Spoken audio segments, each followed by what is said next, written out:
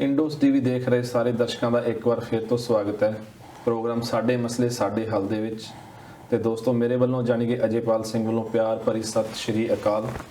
तो हमेशा की तरह अपना इस प्रोग्राम के साथ दे रहे हैं दलजीत सिंह जी। तो सब तो पहला आप करते हैं दलजीत जी का स्वागत। दलजीत जी स्वागत है प्रोग्राम साडे मसले साडे हल दे विच। जी सत श्री अकाल जी। तो सत श्री अकाल सारे इंडोज टीवी देख रहे दर्शकों तो आस करदा कि तुहाडा समा वधिया बतीत हो रहा होना। और सब ठीक ठाक बहुत वधिया। ठीक है। बचे हो ठंड तो? ठंड तो बचे हैं। इन्नी ज़्यादा ठंड तो अपने होंदी नहीं, फिर भी ठीक है। खास तौर पर दोपहर नूं काफ़ी मौसम वधिया हो जाता।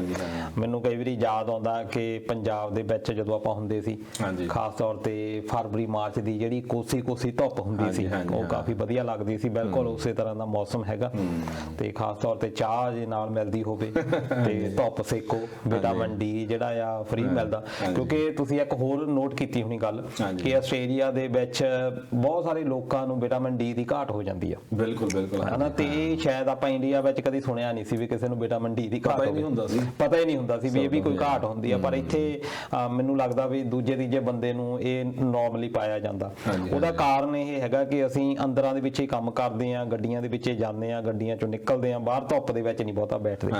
ਪਰ ਇਹ ਬਹੁਤ ਸੁਹਾਵਣਾ ਮੌਸਮ ਹੈ ਵਿਟਾਮਿਨ ਡੀ ਪ੍ਰਾਪਤ ਕਰਨ ਦਾ ਤੇ ਧੁੱਪ ਦੇ ਵਿੱਚ ਬੈਠਣ ਦਾ। ਮੈਨੂੰ ਵੀ ਅੱਜ ਗੰਨਾ ਚੁੱਪਣ ਦਾ ਮਤਲਬ ਮੌਕਾ ਮਿਲਿਆ, ਸੁਭਾਗ ਪ੍ਰਾਪਤ ਹੋਇਆ। That's good. ਉਹ ਤੁਹਾਡੇ ਵਾਲੀ ਗੱਲ ਵੀ ਨਾਲੇ ਤੇ ਵਿਟਾਮਿਨ ਡੀ ਵਧਾਇਆ, ਧੁੱਪੇ ਬਹਿ ਕੇ ਮਿੱਠੀ ਮਿੱਠੀ ਤੋਂ ਛੁੱਟੀ ਸੀ ਅੱਜ ਮੇਰੀ ਤੇ ਨਾਲੇ ਗੰਨਾ ਚੁੱਪਿਆ ਤੇ ਕਿਆ ਹੀ ਬਾਤਾਂ। ਤੇ ਗੰਨਾ ਚੁੱਪਣਾ ਕਹਿੰਦੇ ਵੀ ਗੁਰਦਿਆਂ ਦੀ ਵੀ ਬਹੁਤ ਵਧੀਆ ਵਰਜਿਸ਼ ਹੋ ਜਾਂਦੀ ਹੈ। ਹਾਂਜੀ ਹਾਂਜੀ ਇਹਦੇ ਨਾਲ ਵਰਜਿਸ਼ ਬਹੁਤ ਵਧੀਆ ਹੁੰਦੀ, ਗੁਰਦਿਆਂ ਦੀ, ਫੇਫੜਿਆਂ ਦੀ, ਦੰਦਾਂ ਦੀ, ਮੂੰਹ ਦੀ, ਮਾਸਪੇਸ਼ੀਆਂ ਦੀ। ਅੱਜ ਮੈਨੂੰ ਪਤਾ ਲੱਗਾ ਜਿੱਦਾਂ ਵੀ ਹੁਣ ਜਦੋਂ ਗੰਨਾ ਚੁੱਪਿਆ ਵੀ ਯਾਰ ਦੰਦ ਤਾਂ ਜਵਾਬ ਦੇਈ ਜਾ ਰਹੇ, ਮਤਲਬ ਉਹ ਨਹੀਂ ਸਟਰੋਂਗ ਹੈ ਨਹੀਂ ਸੀ ਨਾ ਜਿੱਦਾਂ ਪਹਿਲਾਂ ਚੁੱਪ ਲਈਦਾ ਸੀ।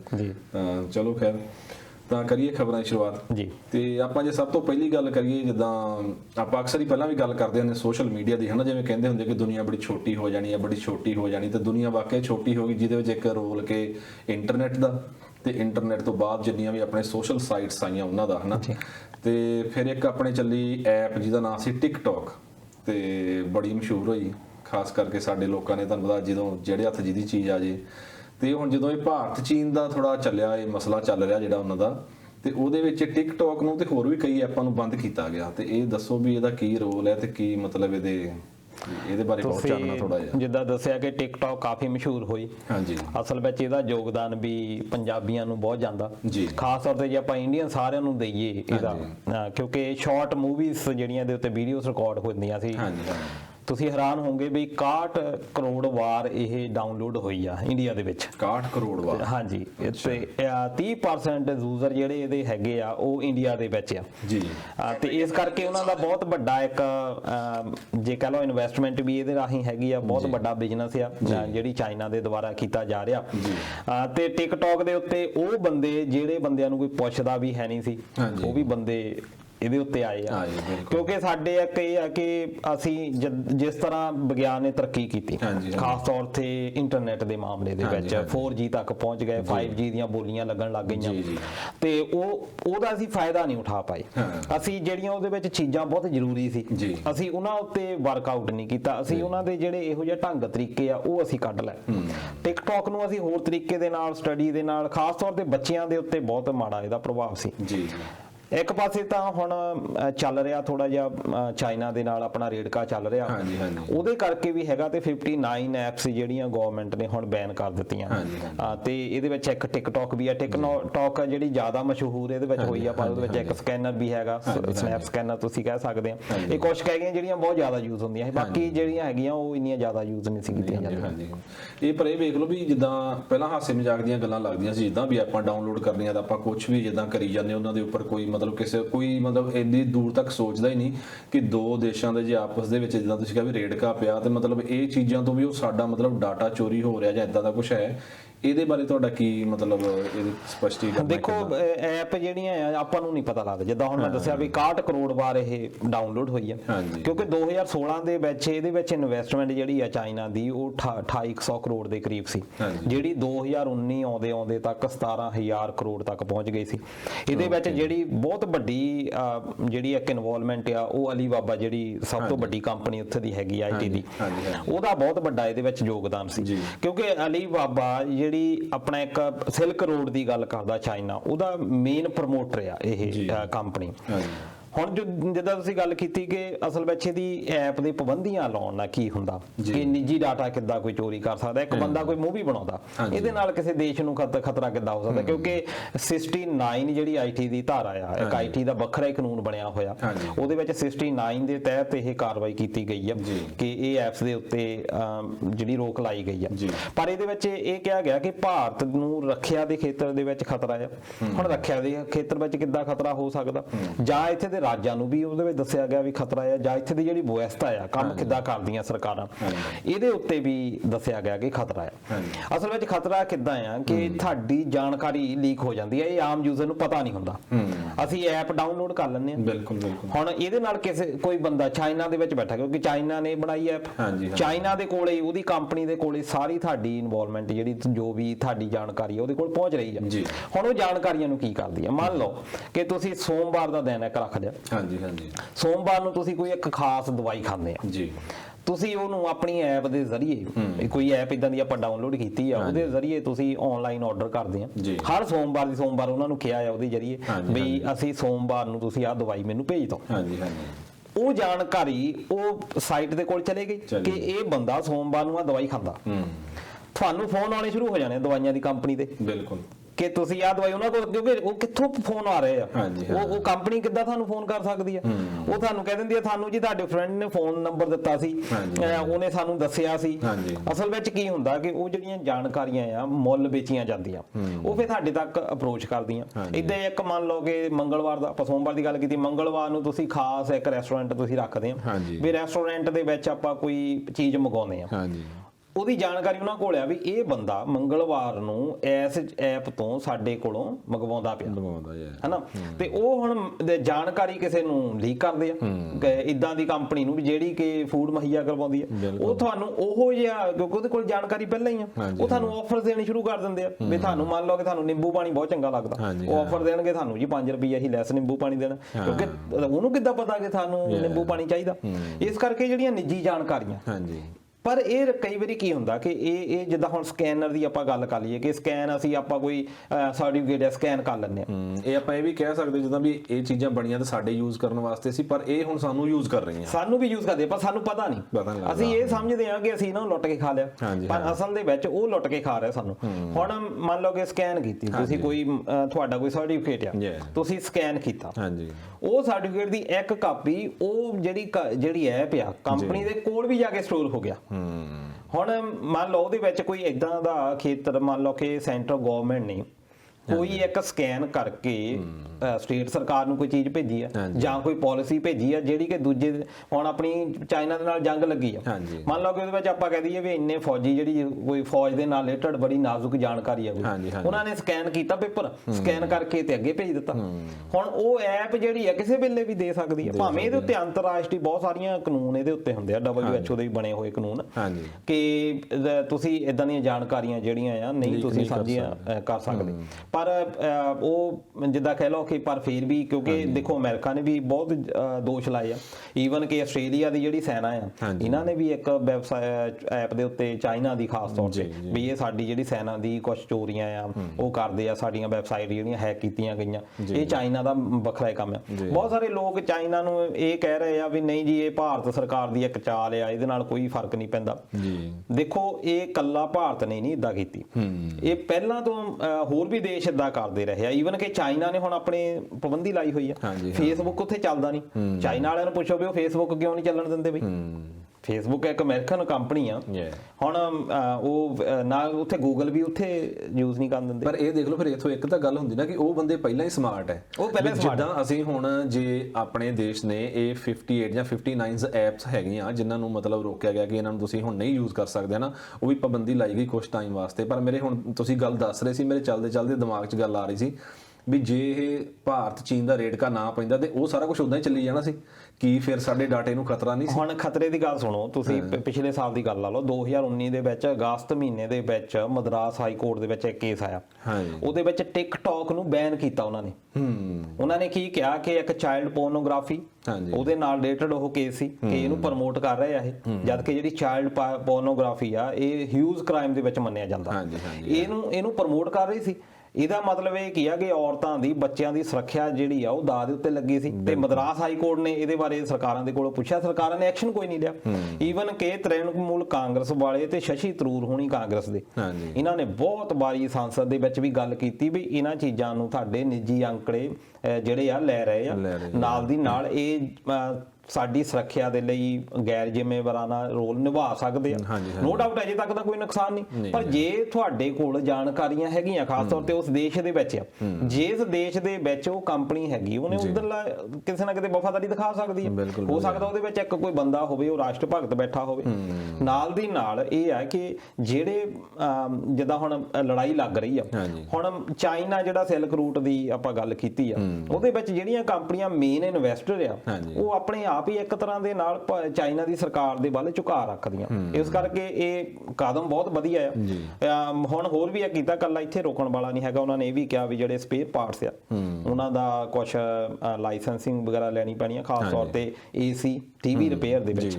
ਕੱਲਾ ਇਹ ਨਹੀਂ ਹੈਗਾ ਕਿ ਤੁਹਾਡੀਆਂ ਐਪ ਤੋਂ ਹੀ ਜਾਣਕਾਰੀਆਂ ਲਈਆਂ ਜਾ ਸਕਦੀਆਂ, ਹੋਰ ਵੀ ਬਹੁਤ ਸਾਰੇ ਸੰਚਾਰ ਦੇ ਸਾਧਨ ਹੈਗੇ। ਈਵਨ ਕਿ ਭਾਰਤ ਸਰਕਾਰ ਨੇ BSNL ਨੂੰ ਕਿਹਾ ਕਿ ਤੁਸੀਂ ਆਪਣੇ ਜਿੰਨੇ ਵੀ ਸਪੇਅਰ ਪਾਰਟਸ ਆ ਉਹਨਾਂ ਦੇ ਵਿੱਚ ਚਾਈਨਾ ਦਾ ਮਾਲ ਵਰਤਣਾ ਬੰਦ ਕਰੋ, ਕਿਉਂਕਿ BSNL ਸਰਕਾਰੀ ਇੱਕ ਕੰਪਨੀ ਆ ਦੂਰ ਸੰਚਾਰ ਦੀ, ਉਹਦੇ ਵਿੱਚ ਵੀ ਇਹ ਕਿਹਾ ਕਿ ਤੁਹਾਡੇ ਕਮਿਊਨੀਕੇਸ਼ਨ ਦੇ ਜ਼ਰੀਏ ਤੁਹਾਡੀਆਂ ਜਾਣਕਾਰੀਆਂ ਜਿਹੜੀਆਂ ਉਹ ਲੈ ਸਕਦੇ ਆ। ਜਿਹੜੀ ਤੁਸੀਂ ਗੱਲ ਕੀਤੀ ਸੀ ਜਿੱਦਾਂ ਮਦਰਾਸ ਦੀ ਕੋਰਟ ਦੇ ਵਿੱਚ ਮਾਮਲਾ ਆਇਆ ਵੀ ਚਾਈਲਡ ਪੋਰਨੋਗ੍ਰਾਫੀ ਦਾ, ਤੇ ਆਪਣੇ ਇੱਥੇ ਆਸਟ੍ਰੇਲੀਆ ਵੀ ਤਾਂ ਹੈ ਸੀ ਨਾ, ਜਿਹੜੇ ਆਪਣੇ ਫੋਨ ਦੇ ਵਿੱਚ ਕਈ ਕੁਝ ਜਨਤਾ ਡਾਊਨਲੋਡ ਕਰੀ ਰੱਖਦੀ ਆ, ਤੇ ਇਹਨਾਂ ਨੇ 에ਅਰਪੋਰਟ ਤੋਂ ਹੀ ਮਤਲਬ ਉਹਨਾਂ ਨੂੰ ਡਿਪੋਰਟ ਕਰ ਦਿੱਤਾ ਸੀਗਾ। ਕਿੰਨੇ ਕੇਸ ਆਪਣੇ ਇੱਥੇ ਚਾਈਨਾ ਇਹ ਦੇਖੋ ਕ੍ਰਾਈਮ ਆ, ਇਹ ਕ੍ਰਾਈਮ ਆ, ਪਰ ਉਹ ਦੇਖੋ ਗਵਰਨਮੈਂਟ ਦੀ ਵੀ ਇਹ ਹੁੰਦੀ ਆ ਕਿ ਤੁਸੀਂ ਉਹ ਚੀਜ਼ਾਂ ਮੁਹੱਈਆ ਕਿੱਦਾਂ ਹੋ ਜਾਂਦੀਆਂ। ਜੇ ਇਹ ਕ੍ਰਾਈਮ ਆ, ਉਹਦੇ ਵਿੱਚ ਉਹ ਕੰਪਨੀਆਂ ਦੇ ਖਿਲਾਫ ਸਖਤ ਐਕਸ਼ਨ ਜਿਹੜੇ ਆ ਉਹ ਲੈਣੇ ਚਾਹੀਦੇ ਆ।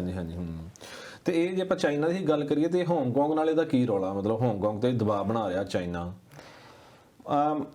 1997 ਦੇ ਵਿੱਚ ਆਜ਼ਾਦ ਹੋਇਆ ਸੀ ਬ੍ਰਿਟਿਸ਼ ਤੋਂ, 100 ਸਾਲ ਦੇ ਪਟੇ ਦੇ ਉੱਤੇ ਸੀ ਬ੍ਰਿਟਿਸ਼। ਉਸ ਤੋਂ ਬਾਅਦ ਇੱਕ ਛੋਟਾ ਜਿਹਾ ਇੱਕ ਸੰਵਿਧਾਨ ਜਿਹਾ ਉਹਨੇ ਦੇ ਦਿੱਤਾ ਸੀ, ਉਹਦੇ ਵਿੱਚ ਇਹ ਕਹਿ ਦਿੱਤਾ ਵੀ ਦੋ ਦੇਸ਼ ਹੋਣਗੇ, ਇੱਕ ਦੇਸ਼ ਹੋ ਜਾਊਗਾ, ਚਾਈਨਾ ਦੇ ਅੰਡਰ ਹੀ ਆ ਜਾਊਗਾ ਹਾਂਗਕਾਂਗ, ਪਰ ਇੱਥੇ ਦੀ ਪ੍ਰਣਾਲੀ ਵੱਖਰੀ ਹੋਏਗੀ, ਯਾਨੀ ਇੱਕ ਦੇਸ਼ ਦੋ ਪ੍ਰਣਾਲੀਆਂ ਵਾਲੀ ਗੱਲ ਜਿਹੜੀ ਰਹਿਣੀ ਆ। ਹੁਣ ਹਾਂਗਕਾਂਗ ਦੇ ਵਿੱਚ ਇੱਕ ਕਾਨੂੰਨ ਲਿਆ ਰਹੇ ਬਿਲਕੁਲ ਇਸੇ ਤਰੀਕੇ ਦੇ ਨਾਲ। ਹੁਣ ਚਾਈਨਾ ਦੂਜੇ ਦੇਸ਼ਾਂ ਦੇ ਲਈ ਕੁਝ ਉਹਨਾਂ ਦੀਆਂ ਨੀਤੀਆਂ ਹੋ ਰਿਹਾ, ਹਾਂਗਕਾਂਗ ਦੇ ਵਿੱਚ ਕਾਨੂੰਨ ਇਹ ਲਿਆ ਰਹੇ ਆ ਕਿ ਜਿਹੜਾ ਬੰਦਾ ਸਰਕਾਰ ਦੇ ਖਿਲਾਫ ਬੋਲੇਗਾ ਉਹਦਾ ਕੇਸ ਚਾਈਨਾਲੈਂਡ ਦੇ ਉੱਤੇ ਚੱਲੇਗਾ, ਹਾਂਗਕਾਂਗ ਦੇ ਵਿੱਚ ਨਹੀਂ। ਇਹ ਇੱਕ ਸਿੱਧਾ ਹੀ ਇੱਕ ਹਿਊਮਨ ਰਾਈਟਸ ਦੀ ਜੇ ਆਪਾਂ ਗੱਲ ਕਰੀਏ ਉਹਦੇ ਉੱਤੇ ਸਿੱਧਾ ਹਮਲਾ ਆ। 27 ਦੇਸ਼ਾਂ ਦੇ ਕਰੀਬ ਦੇਸ਼ਾਂ ਨੇ, ਉਹਦੇ ਵਿੱਚ ਆਸਟ੍ਰੇਲੀਆ ਵੀ ਹੈਗਾ, ਅਮਰੀਕਾ, ਯੂਰਪੀਅਨ ਕੰਟਰੀਜ਼ ਹੈਗੀਆਂ, ਉਹਨਾਂ ਸਾਰਿਆਂ ਨੇ ਸਾਈਨ ਕੀਤੇ ਆ। ਉਹਨਾਂ ਨੇ ਮੰਗ ਕੀਤੀ ਹੈ UN ਤੋਂ ਵੀ ਕਿ ਇਹਦੇ ਉੱਤੇ ਖਾਸ ਤੌਰ ਤੇ ਐਕਸ਼ਨ ਲਿਆ ਜਾਵੇ। ਖਾਸ ਤੌਰ ਤੇ ਬ੍ਰਿਟਿਸ਼ ਨੂੰ ਇਹ ਕਿਹਾ ਗਿਆ, ਬ੍ਰਿਟੇਨ ਵੀ, ਅਮਰੀਕਾ, ਕੈਨੇਡਾ ਵਾਲਿਆਂ ਨੇ, ਕਿਉਂਕਿ ਉਹਨਾਂ ਤੋਂ ਆਜ਼ਾਦ ਹੋਇਆ ਵੀ ਤੁਸੀਂ ਇਹ ਸਿੱਧਾ ਉਲੰਘਣ ਹੋ ਰਿਹਾ, ਕਿਉਂਕਿ ਇੱਥੇ ਜਿਹੜੀ ਡੈਮੋਕ੍ਰੈਟਿਕ ਰਹਿਣੀ ਸੀ, ਕਿਉਂਕਿ ਉਹ ਡੈਮੋਕ੍ਰੈਟਿਕ ਹੈ ਨਹੀਂ, ਪਰ ਹਾਂਗਕਾਂਗ ਜਿਹੜਾ ਹੈ ਇੱਕ ਡੈਮੋਕ੍ਰੈਟਿਕ ਵੇ ਦੇ ਨਾਲ ਅੱਗੇ ਵਧਣਾ ਚਾਹੀਦਾ। ਹੁਣ ਇਸ ਕਰਕੇ ਪਰ ਚਾਈਨਾ ਦਾ ਜ਼ੋਰ ਇਹ ਹੈਗਾ ਕਿ ਜਿਸ ਤਰੀਕੇ ਦੇ ਨਾਲ ਚਾਈਨਾ ਚੱਲ ਰਿਹਾ, ਬਿਲਕੁਲ ਉਹੀ ਰੂਲਸ ਇੱਥੇ ਵੀ ਹਾਂਗਕਾਂਗ ਦੇ ਵਿੱਚ ਹੋਣਾ ਚਾਹੀਦਾ। ਇਸ ਕਰਕੇ ਉਹ ਜਿਹੜਾ ਰੇੜਕਾ ਆ ਕਾਫੀ ਵੱਧ ਰਿਹਾ ਆ। ਈਵਨ ਕਿ ਕਰੋਨਾ ਵਾਇਰਸ ਦੇ ਵਿੱਚ ਜਿੱਥੇ ਇੰਨੀਆਂ ਪਾਬੰਦੀਆਂ ਆ, ਉਦੋਂ ਵੀ ਲੋਕ ਇੰਨੇ ਜ਼ਿਆਦਾ ਇਕੱਠੇ ਹੋ ਰਹੇ ਆ, ਕਿਉਂਕਿ ਉਹਨਾਂ ਨੂੰ ਪਤਾ ਆ ਕਿ ਜੇ ਇੱਕ ਵਾਰੀ ਚਾਈਨਾ ਹਾਵੀ ਹੋ ਗਿਆ ਫਿਰ ਇਹ ਤੋਂ ਬਚਣਾ ਬਹੁਤ ਔਖਾ ਹੋ ਜਾਣਾ। ਤੇ ਜਿਹੜਾ ਕਿਹਾ ਜਾਂਦਾ ਕਿ ਚਾਈਨਾ ਦਾ, ਆਪਾਂ ਅਕਸਰ ਹੀ ਦੇਖਦੇ ਹਾਂ ਕਿ ਚਾਈਨਾ ਦਾ ਜਿਹੜਾ ਮਾਲ ਬਣਦਾ, ਆਮ ਤੌਰ ਤੇ ਲੋਕਾਂ ਦੀ ਭਾਵਨਾ ਬਣੀ ਹੁੰਦੀ ਵੀ ਚਾਈਨਾ ਦਾ ਮਾਲ ਹੈ ਤੇ ਡੁਪਲੀਕੇਟ ਹੋਊਗਾ ਜਾਂ ਮਾੜਾ ਹੋਊਗਾ, ਪਰ ਖੈਰ ਇਦਾਂ ਨਹੀਂ ਹੁੰਦਾ। ਚਾਈਨਾ ਹਰ ਤਰ੍ਹਾਂ ਦਾ ਮਾਲ ਬਣਾਉਂਦਾ, ਵੀ ਤੁਸੀਂ ਸਸਤਾ ਖਰੀਦਣਾ ਸਸਤਾ ਖਰੀਦੋ, ਵਧੀਆ ਖਰੀਦਣਾ ਬ੍ਰਾਂਡਡ ਵੀ ਬਣਦਾ। ਪਰ ਹੁਣ ਇਹ ਜਿਹੜੀ ਇੱਕ ਗੱਲ ਪਤਾ ਲੱਗੀ ਕਿ ਚਾਈਨਾ ਦੇ ਆਪਦੇ ਦੇਸ਼ 'ਚ ਉਹਨਾਂ ਦਾ ਗੋਲਡ ਜਿਹੜਾ ਸੋਨਾ ਮਤਲਬ 4% ਦੀ ਉਹ ਹੀ ਨਕਲੀ ਆ, ਇਹ ਕੀ ਕਹਾਣੀ? ਇਹ ਕੰਪਨੀਆਂ, ਕਿਉਂਕਿ ਇਹ ਮੰਨਿਆ ਜਾਂਦਾ ਵੀ ਜਿਹੜਾ ਗੋਲਡ ਆ ਇਹ ਬਹੁਤ ਵਧੀਆ ਇੱਕ ਇਨਵੈਸਟਮੈਂਟ ਆ। ਜਦੋਂ ਜਿਹੜੇ ਰੇਟ ਆ ਘਟਦੇ ਵੱਧਦੇ ਰਹਿੰਦੇ ਆ, ਹੋਰ ਕੋਈ ਇਨਵੈਸਟਮੈਂਟ ਨੂੰ ਇੰਨਾ ਸੇਫ ਨਹੀਂ ਮੰਨਿਆ ਜਾਂਦਾ। ਗੋਲਡ ਨੂੰ ਸੇਫ ਮੰਨਿਆ ਜਾਂਦਾ ਕਿ ਇਹ ਤੁਹਾਡਾ ਜਿਹੜਾ ਇੱਕ ਗਿਰਵੀ ਜਿਹਨੂੰ ਆਪਾਂ ਕਹਿ ਸਕਦੇ ਹਾਂ ਕਿ ਸੋਨੇ ਨੂੰ ਗਿਰਵੀ ਰੱਖਣਾ ਜਿਹੜਾ ਸਭ ਤੋਂ ਸੇਫ ਚੀਜ਼ ਆ। ਹੋਰ ਕੋਈ ਚੀਜ਼ ਦੁਨੀਆ ਦੇ ਵਿੱਚ ਇੰਨੀ ਸੇਫ ਨਹੀਂ ਮੰਨੀ ਗਈ ਕਿ ਉਹਨੂੰ ਗਿਰਵੀ ਰੱਖਿਆ ਜਾ ਸਕੇ, ਕਿਉਂਕਿ ਇਹਦਾ ਜਿਹੜਾ ਪ੍ਰਾਈਸ ਆ ਉਹ ਘੱਟੋ ਘੱਟ ਸਟੇਬਲ ਆ। ਜਾਂ ਉਹ ਵਾਧਾ ਰਹੇਗਾ, ਉਹਦਾ ਕਿਸੇ ਦੇਸ਼ ਨੂੰ ਘਾਟਾ ਨਹੀਂ ਪੈਂਦਾ। ਉਹਦੇ ਅਕੋਰਡਿੰਗ ਫਿਰ ਨੋਟ ਛਾਪੇ ਜਾਂਦੇ ਆ ਕਿ ਤੁਹਾਡੇ ਕੋਲ ਕਿੰਨੀ ਰਿਜ਼ਰਵ ਮਨੀ, ਉਹਨੂੰ ਆਪਾਂ ਕਹਿੰਦੇ ਜਾਂ ਰਿਜ਼ਰਵ ਤੁਹਾਡੇ ਕੋਲ ਸੋਨਾ ਕਿੰਨਾ ਪਿਆ। ਹੁਣ ਉਹਦੇ ਆਧਾਰ ਦੇ ਉੱਤੇ ਤੁਹਾਨੂੰ ਜਿਹੜਾ ਲੋਨ ਆ ਉਹ ਬੈਂਕਾਂ ਦੇ ਸਕਦੀਆਂ ਕਿ ਤੁਸੀਂ ਸੋਨਾ ਰੱਖ ਕੇ ਤੁਸੀਂ ਪੈਸੇ ਲੈ ਸਕਦੇ ਆ, ਗਿਰਵੀ ਜਿੱਦਾਂ ਆਪਾਂ ਗਹਿਣੇ ਰੱਖ ਕੇ, ਗਹਿਣੇ ਕਹਿੰਦੇ ਨੇ ਨਾ, ਆਪਾਂ ਸ਼ਬਦ ਵੀ ਵਰਤਦੇ ਆ ਗਹਿਣੇ। ਤੇ ਇਸੇ ਤਰੀਕੇ ਦੇ ਨਾਲ ਉੱਥੇ ਦੀਆਂ ਕੰਪਨੀਆਂ ਨੇ ਸੋਨਾ ਜਿਹੜਾ ਗਿਰਵੀ ਰੱਖਿਆ, ਅਰਬਾਂ ਯੂਆਨ ਜਿਹੜੀ ਕਿ ਚਾਈਨਾ ਦੀ ਕਰੰਸੀ ਆ ਉਹ ਲਈ ਇੰਨੇ ਜ਼ਿਆਦਾ ਲੋਨ ਲੈ ਲਿਆ। ਪਰ ਹੁਣ ਉਹਦੇ ਵਿੱਚ ਪਾਇਆ ਗਿਆ ਕਿ ਇਹ ਅਸਲ ਵਿੱਚ ਕਾਪਰ ਦੀ ਇੱਕ ਕਿਸਮ ਆ, ਨਾ ਕਿ ਸੋਨਾ ਆ। ਇਹ ਟੋਟਲ 4% ਦੇ ਕਰੀਬ ਬਣਦਾ ਆ ਸੋਨਾ, ਜਾਨੀ ਕਾਪਰ ਜਿਹਨੂੰ ਸੋਨਾ ਕਿਹਾ ਗਿਆ ਆ। ਇਹ ਇੱਕ ਬਹੁਤ ਵੱਡੀ ਧਾਂਦਲੇਬਾਜ਼ੀ ਚਾਈਨਾ ਦੇ ਵਿੱਚ ਸਾਹਮਣੇ ਆਈ ਆ, ਜਿਸ ਵੇਲੇ ਖਾਸ ਤੌਰ ਤੇ ਸਾਡੇ ਪੰਜਾਬੀ ਇੱਕ ਧਿਰ ਹੈਗੀ ਹੈ ਜਿਹੜੇ ਚਾਈਨਾ ਨੂੰ ਬੜੀ ਸਪੋਰਟ ਕਰਦੇ ਆ ਕਿ ਉੱਥੇ ਕਰਪਸ਼ਨ ਬਿਲਕੁਲ ਖਤਮ ਆ। ਉਹਨਾਂ ਦੇ ਲਈ ਇੱਕ ਇਹ ਸਾਹਮਣੇ ਆ ਚੁੱਕਾ ਆ ਕਿ ਕਿੱਦਾਂ ਤੁਸੀਂ, ਕਿਉਂਕਿ ਬਹੁਤ ਸਾਰਾ ਕਰਪਸ਼ਨ ਉੱਥੇ ਹੈਗੀ ਆ, ਪਰ ਫਿਰ ਵੀ ਬਚਿਆ ਜਾਂਦਾ ਨਾ, ਜਿੱਦਾਂ ਕਮਿਊਨਿਸਟ ਕੰਟਰੀ ਉਹ ਖਬਰ ਤਾਂ ਬਾਹਰ ਆਉਣ ਹੀ ਨਹੀਂ ਦਿੰਦੇ, ਬਾਹਰ ਨਹੀਂ ਆਉਣ ਦਿੰਦੇ। ਬਿਲਕੁਲ ਬਿਲਕੁਲ, ਜਿਹੜੀ ਕਰਪਸ਼ਨ ਹੈ ਉਹਨੂੰ ਦਬਾਇਆ ਜਾਂਦਾ, ਸਾਰਾ ਕੁਝ ਪਤਾ ਹੀ ਆਪਾਂ ਨੂੰ ਉੱਥੇ ਚੱਲਦਾ ਹੀ ਹੈ। ਤਾਂ ਦੋਸਤੋ ਆਪਾਂ ਇਹ ਕਹਿ ਸਕਦੇ ਕਿ ਇਸ ਗੱਲ ਤੋਂ, ਖਬਰ ਤੋਂ ਆਪਾਂ ਇਹ ਸਮਝ ਸਕਦੇ ਜਿੱਦਾਂ ਆਪਾਂ ਗੱਲ ਕੀਤੀ ਕਿ ਟਿਕਟੌਕ ਨੂੰ ਬੈਨ ਕੀਤਾ ਗਿਆ, 58 ਹੋਰ ਵੀ ਐਪਸ ਬੈਨ ਕੀਤੀਆਂ ਗਈਆਂ। ਪਰ ਜਦੋਂ ਕਿ ਆਪਣੇ ਸਿਰਫ ਰੌਲਾ ਆਪਾਂ ਨੂੰ ਟਿਕਟੌਕ ਦਾ ਹੀ ਪਤਾ, ਬਾਕੀ 58 ਦੇ ਤਾਂ ਆਪਾਂ ਨੂੰ ਨਾਮ ਨਹੀਂ ਪਤਾ। ਤੇ ਆਪਾਂ ਕਈ ਵਾਰੀ ਜਿੱਦਾਂ ਕਈ ਕੁਝ ਡਾਊਨਲੋਡ ਕਰੀਦਾ, ਆਪਾਂ ਦਵਾ ਉਹ ਸਾਰੇ ਉਹਨਾਂ ਦੀਆਂ ਟਰਮਸ ਐਂਡ ਕੰਡੀਸ਼ਨਸ ਆਪਾਂ ਐਗਰੀ ਕਰਦੇ ਜਾਈਦੀਆਂ। ਸੋ ਅਸੀਂ ਅੱਗੇ ਤੋਂ ਕੋਈ ਵੀ ਚੀਜ਼ ਡਾਊਨਲੋਡ ਕਰੀਏ ਸੋਚ ਸਮਝ ਕੇ, ਜਿਹੜੀ ਸਾਨੂੰ ਕਿ ਬਹੁਤ ਜ਼ਰੂਰੀ ਆ ਉਸੇ ਨੂੰ ਡਾਊਨਲੋਡ ਕਰੋ ਤੇ ਬਾਕੀ ਚੀਜ਼ਾਂ ਤੋਂ ਪਰਹੇਜ਼ ਕਰੋ। ਤੇ ਦਲਜੀਤ ਜੀ ਆਪਾਂ ਅਗਲੀ ਖਬਰ ਵੱਲ ਚੱਲੀਏ। ਤੇ ਜਿਹੜਾ ਕਰਾਚੀ ਦੇ ਵਿੱਚ, ਪਾਕਿਸਤਾਨ ਦੇ ਵਿੱਚ ਕਰਾਚੀ ਦੇ ਸਟਾਕ ਐਕਸਚੇਂਜ ਤੇ ਹਮਲਾ ਹੋਇਆ ਤੇ ਉੱਥੋਂ ਦੀ ਆਪਣੇ BLA ਬਲੋਚ ਲਿਬਰੇਸ਼ਨ ਆਰਮੀ ਨੇ ਉਹਦਾ ਲਿਆ ਆਪਣੇ ਤੇ, ਉਹਨਾਂ ਨੇ ਮੰਨਿਆ ਕਿ ਅਸੀਂ ਕੀਤਾ। ਹਾਂਜੀ, ਤੇ ਉਹਦੇ ਬਾਰੇ ਥੋੜਾ ਜਿਹਾ ਪਾਓ ਚਾਹਣਾ। ਬਲੋਚ ਲਿਬਰੇਸ਼ਨ ਜਿਹੜੀ ਆਰਮੀ ਤੁਸੀਂ ਗੱਲ ਕੀਤੀ, ਅਸਲ ਦੇ ਵਿੱਚ ਉਹ ਆਪਣੇ ਬਲੋਚਿਸਤਾਨ ਦੀ ਆਜ਼ਾਦੀ ਦੇ ਵਾਸਤੇ ਲੜ ਰਹੇ ਆ। ਹਾਂਜੀ, ਆਪਣੀ ਕਸ਼ਮੀਰ ਦਾ ਇਸ਼ੂ UN ਤੱਕ ਪਹੁੰਚਿਆ ਹੋਇਆ ਆ ਜੀ, ਭਾਵੇਂ ਨਹਿਰੂ ਸਾਹਿਬ ਹੀ ਲੈ ਕੇ ਗਏ ਸੀ ਜੀ, ਤੇ ਉਹ ਸਾਰੀ ਦੁਨੀਆ ਨੂੰ ਪਤਾ ਕਸ਼ਮੀਰ ਦਾ ਇੱਕ ਇਸ਼ੂ ਆ ਜੀ। ਪਰ ਬਲੋਚਿਸਤਾਨ ਜਿਹੜਾ ਕਿ 4 ਰਾਜਾਂ, 4 ਸਟੇਟ ਹੈਗੀਆਂ ਪਾਕਿਸਤਾਨ ਦੀਆਂ, ਉਹਨਾਂ ਵਿੱਚ ਸਭ ਤੋਂ ਵੱਡੀ ਸਟੇਟ ਆ ਜੀ, ਪਰ ਸਭ ਤੋਂ ਘੱਟ ਇੱਥੇ ਦੀ ਜਨਸੰਖਿਆ ਆ ਜੀ। ਨੈਚੁਰਲ ਰਿਸੋਰਸਸ ਦੇ ਨਾਲ ਭਰਿਆ ਹੋਇਆ ਇਹ ਸੂਬਾ ਆ, ਈਰਾਨ ਦੀ ਸਰਹੱਦ ਦੇ ਨਾਲ ਇਹ ਬਲੋਚਿਸਤਾਨ ਹੈਗਾ ਜੀ। ਕੁਛ ਬਲੋਚ ਦਾ ਇਲਾਕਾ, ਯਾਨੀ ਜਿੱਥੇ ਲੋਕ ਇਹ ਰਹਿੰਦੇ ਆ ਬਲੋਚਿਸਤਾਨ ਦਾ, ਕੁਛ ਇਲਾਕਾ ਈਰਾਨ ਦੇ ਵਿੱਚ ਆ, ਕੁਛ ਜਿਹੜਾ ਅਫਗਾਨਿਸਤਾਨ ਦੀ ਹੱਦ ਦੇ ਨਾਲ ਜਾ ਕੇ ਲੱਗਦਾ ਜੀ। ਹੁਣ ਉੱਥੇ ਕੀ ਹੋਇਆ ਕਿ ਜਦੋਂ 1947 ਦੇ ਵਿੱਚ ਆਜ਼ਾਦ ਹੋਇਆ ਦੇਸ਼, ਆਪਾਂ ਨੂੰ ਪਤਾ ਵੀ ਆਪਾਂ 15 ਅਗਸਤ ਨੂੰ ਆਜ਼ਾਦ ਹੋਏ, ਆਜ਼ਾਦ ਤਾਂ ਇੱਕੋ ਦਿਨ ਹੋਏ ਸੀ, ਪਰ ਪਾਕਿਸਤਾਨ 14 ਅਗਸਤ ਨੂੰ ਮਨਾਉਂਦਾ, ਪਰ ਬਲੋਚਿਸਤਾਨ 11 ਅਗਸਤ ਨੂੰ ਆਜ਼ਾਦ ਹੋ ਗਿਆ ਸੀ, ਕਿਉਂਕਿ ਇਹਨਾਂ ਦੀ ਸਿੱਧੀ ਬ੍ਰਿਟਿਸ਼ ਦੀ ਇਹਦੇ ਉੱਤੇ ਹਕੂਮਤ ਨਹੀਂ ਸੀ। ਇਸ ਕਰਕੇ ਉਹਨਾਂ ਨੇ ਆਪਣੇ ਆਪ ਨੂੰ ਇੱਕ ਆਜ਼ਾਦ ਧਿਰ ਘੋਸ਼ਿਤ ਕਰ ਦਿੱਤਾ। ਪਰ ਨਾਲੇ ਹੀ ਉਹਨਾਂ ਨੇ ਇਹ ਕਹਿ ਦਿੱਤਾ ਬਲੋਚਿਸਤਾਨ ਨੇ ਵੀ ਅਸੀਂ ਇੰਡੀਆ ਦੇ ਵੱਲ ਜਾਣਾ, ਕਿਉਂਕਿ ਉਸ ਵੇਲੇ ਰਾਜਾਂ ਨੂੰ ਅਧਿਕਾਰ ਸੀ ਕਿ ਉਹ ਕਿਸੇ ਵੀ ਪਾਸੇ ਦੇ ਵੱਲ ਜਾ ਸਕਦੇ ਸੀ। ਤੇ ਬਲੋਚਿਸਤਾਨ ਨੇ ਸਾਈਨ ਕੀਤੇ ਕਿ ਅਸੀਂ ਭਾਰਤ ਦੇ ਹੱਕ ਦੇ ਵਿੱਚ ਜਾਵਾਂਗੇ। ਪਰ 1948 ਦੇ ਵਿੱਚ ਪਾਕਿਸਤਾਨ ਨੇ ਉੱਥੇ ਹਮਲਾ ਕੀਤਾ, ਹਮਲਾ ਕਰਕੇ ਤੇ ਉਹਨੂੰ ਆਪਣੇ ਕਬਜ਼ੇ ਦੇ ਵਿੱਚ ਲੈ ਲਿਆ, ਜਿੱਦਾਂ ਅਸੀਂ ਹੈਦਰਾਬਾਦ ਨੂੰ ਕਬਜ਼ੇ ਦੇ ਵਿੱਚ ਲੈ ਲਿਆ, ਜਿਹੜੀ ਆਪਾਂ ਗੱਲ ਕਰਦੇ ਹਾਂ। ਬਿਲਕੁਲ ਇਸੇ ਤਰੀਕੇ ਦੇ ਨਾਲ ਬਲੋਚਿਸਤਾਨ ਦੇ ਵਿੱਚ ਉਦੋਂ ਤੋਂ ਹੀ ਇੱਕ ਉਹਨਾਂ ਦੇ ਨਾਲ ਇੱਕ ਵੱਖਰੇ ਤਰ੍ਹਾਂ ਦਾ ਵਿਵਹਾਰ ਕੀਤਾ ਜਾਂਦਾ। ਉੱਥੇ ਨਾ ਤਾਂ ਇੰਨਾ ਜ਼ਿਆਦਾ ਰਿਸੋਰਸਸ, ਬਹੁਤ ਜ਼ਿਆਦਾ ਇਨਕਮ ਲੈਂਦੇ ਆ, ਈਵਨ ਕਿ ਜਿਹੜਾ ਚਾਈਨਾ ਤੋਂ ਗਵਾਦਰ ਤੱਕ ਬਣਿਆ ਆ ਜਿਹੜਾ ਸਿਲਕ ਰੋਡ, ਉਹ ਵੀ ਇਹਦੇ ਵਿੱਚ ਹੀ ਜਾਂਦਾ, ਬਲੋਚਿਸਤਾਨ ਦੇ ਵਿੱਚ ਹੀ। ਇੱਥੋਂ ਯੂਜ਼ ਕੀਤਾ ਜਾ ਰਿਹਾ ਉਹਨਾਂ ਨੂੰ, ਪਰ ਲੋਕਾਂ ਨੂੰ ਸੁਵਿਧਾਵਾਂ ਕੋਈ ਨਹੀਂ, ਸੜਕਾਂ ਅਜੇ ਵੀ ਕੱਚੀਆਂ, ਐਜੂਕੇਸ਼ਨ ਦਾ ਪੱਧਰ ਬਹੁਤ ਮਾੜਾ। ਹੁਣ ਜਿਹੜੇ ਲੋਕ ਬਲੋਚਿਸਤਾਨ ਦੇ ਬਾਹਰ ਗਏ ਹੋਏ ਆ, ਬਾਹਰਲੇ ਦੇਸ਼ਾਂ ਦੇ ਵਿੱਚ ਰਹਿੰਦੇ ਆ, ਉਹ ਬਾਰ-ਬਾਰ ਇਸ ਗੱਲ ਨੂੰ ਕਰ ਰਹੇ ਆ ਕਿ ਸਾਨੂੰ ਆਜ਼ਾਦ ਕੀਤਾ ਜਾਵੇ। ਹੁਣ ਪਾਕਿਸਤਾਨ ਦਾ ਇਹ ਦੋਸ਼ ਹੈਗਾ ਕਿ ਇਹਨੂੰ ਭਾਰਤ ਹਵਾ ਦਿੰਦਾ। ਇਮਰਾਨ ਖਾਨ ਨੇ ਵੀ ਸਿੱਧਾ ਕੱਲ ਦੋਸ਼ ਲਾਇਆ, ਪਰ ਅਸਲ ਦੇ ਵਿੱਚ ਇਹ ਲਿਬਰੇਸ਼ਨ ਫੋਰਸ ਆਰਮੀ, ਕਿਉਂਕਿ ਪਾਕਿਸਤਾਨ ਬਹੁਤ ਜ਼ਿਆਦਾ ਇਹਨਾਂ ਦੇ ਉੱਤੇ ਜ਼ੁਲਮ ਕਰਦਾ। ਪਾਕਿਸਤਾਨ ਆਰਮੀ ਜਿਹੜੀ ਕਾਫੀ ਇਹਨਾਂ ਨੂੰ ਦਬਾਉਣ ਦਾ ਯਤਨ ਵੀ ਕਰਦੀ ਆ। ਹੁਣ ਇਹ ਇੱਕ ਬਗਾਵਤ ਜਿਹੜੀ ਸ਼ੁਰੂ ਹੋਈ ਉਹ ਆ, ਇਹਨਾਂ ਨੇ ਹਮਲੇ ਕਰਨੇ ਸ਼ੁਰੂ ਕਰ ਦਿੱਤੇ ਆ। ਖਾਸ ਤੌਰ ਤੇ 4 ਜਿਹੜੇ ਹਮਲਾਵਰ ਆ ਉਹ ਆਏ ਆ ਸਟਾਕ ਐਕਸਚੇਂਜ। ਦੇਖੋ ਇਹ ਇੱਕ ਮੇਨ, ਜੇ ਆਪਾਂ ਕਹੀਏ ਟਾਰਗੇਟ ਕੀਤਾ ਉਹਨਾਂ ਨੂੰ, ਉਹਦੇ ਵਿੱਚ 3 ਪੁਲਿਸ ਕਰਮੀ ਜਿਹੜੇ ਆ ਉਹ ਵੀ ਮਾਰੇ ਗਏ ਆ। ਤੇ ਵੈਸੇ ਤਾਂ ਜਿੱਦਾਂ ਆਪਾਂ ਪਾਕਿਸਤਾਨ ਦਾ ਜਿਵੇਂ ਇਤਿਹਾਸ ਹੈ ਨਾ ਵੀ ਪ੍ਰਾਈਮ ਮਿਨਿਸਟਰ ਉਹ ਹੀ ਕਰਦਾ ਪਾਕਿਸਤਾਨ ਦਾ ਜੋ ਉੱਥੋਂ ਦੀ ਫੌਜ ਕਹਿੰਦੀ ਆ, ਤੇ ਇਹ ਫੌਜ ਦਾ ਇਹਨਾਂ ਦੇ ਕੋਈ ਕੰਟਰੋਲ ਨਹੀਂ ਹੈਗਾ? ਜਿਵੇਂ ਪਿੱਛੇ ਵੀ ਇੱਕ ਵਾਰੀ ਜਿਵੇਂ ਆਤੰਕਵਾਦੀ ਉੱਥੇ ਚਲੋ ਅਕਸਰ ਹੁੰਦੇ ਹੀ ਰਹਿੰਦੇ ਹਮਲੇ, ਪਰ ਜਿਵੇਂ ਕਿ ਸਕੂਲ 'ਚ ਬੱਚਿਆਂ ਤੇ ਵੀ ਹਮਲਾ ਹੋਇਆ ਸੀ ਹਨਾ। ਬਿਲਕੁਲ ਇਸ ਤਰੀਕੇ, ਕਿਉਂਕਿ ਦੇਖੋ ਉੱਥੇ ਦੋ ਤਰ੍ਹਾਂ ਇੱਕ ਬਣ ਚੁੱਕੀਆਂ ਕਿ ਪਹਿਲਾਂ ਇਹਨਾਂ ਨੇ ਤਾਲਿਬਾਨ ਨੂੰ ਬਹੁਤ ਜ਼ਿਆਦਾ ਸਪੋਰਟ ਕੀਤੀ, ਹੁਣ ਵੀ ਇਹਨਾਂ ਨੇ ਇਹ ਸਮਝਦੇ ਆ ਕਿ ਅਸੀਂ ਤਾਲਿਬਾਨ ਦੇ ਹੱਕ ਦੇ ਵਿੱਚ ਹੈਗੇ ਆ। ਅਸੀਂ ਈਵਨ ਕਿ ਪਿਛਲੇ ਹਫ਼ਤੇ ਇਮਰਾਨ ਖਾਨ ਸਾਹਿਬ ਨੇ ਜਾਂ ਉਹਨਾਂ ਦੀ ਕਹਿ ਲਓ ਜਵਾਨ ਫਿਸਲ ਗਈ ਜਾਂ ਉਹ ਦਿਲ ਦੇ ਵਿੱਚੇ ਸੀ, ਉਹਨਾਂ ਨੇ ਉਸਾਮਾ ਬਿਨ ਲਦੇਨ ਨੂੰ ਸ਼ਹੀਦ ਕਹਿ ਦਿੱਤਾ ਕਿ ਅਮਰੀਕਾ ਦੀ ਆਰਮੀ ਆਈ, ਉਹਨਾਂ ਨੇ ਲਦੇਨ ਸਾਹਿਬ ਨੂੰ ਜਿਹੜਾ ਆ ਸ਼ਹੀਦ ਕਰ ਦਿੱਤਾ। ਪਰ ਉਹ ਵੀ ਤਾਂ ਕਹਿੰਦੇ ਨਾ ਉਹਦੇ ਪਿੱਛੇ ਵੀ ਮਤਲਬ ਫੌਜ ਦੇ ਆ ਵੀ ਜਿੱਦਾਂ ਫੌਜ ਉਹਦਾ ਬਟਨ ਮਰੋੜਦੀ ਹੈ ਕਹ ਲਓ ਜਾਂ ਬਟਨ ਦਬਾਉਂਦੀ ਹੈ ਉਦਾਂ ਹੀ ਉਹ ਬੋਲਦਾ। ਉਹਦਾ ਕਾਰਨ ਇਹ ਹੈ ਕਿ ਜਿਹੜੀ ਡੈਮੋਕ੍ਰੈਟਿਕ ਜਿੰਨੀਆਂ ਉੱਥੇ ਪਾਰਟੀਆਂ ਹੈਗੀਆਂ ਉਹ ਲੋਕਾਂ ਦੇ ਵਿੱਚ ਉਹਨਾਂ ਵਿਸ਼ਵਾਸ ਨਹੀਂ ਜਿੱਤ ਪਾਈਆਂ।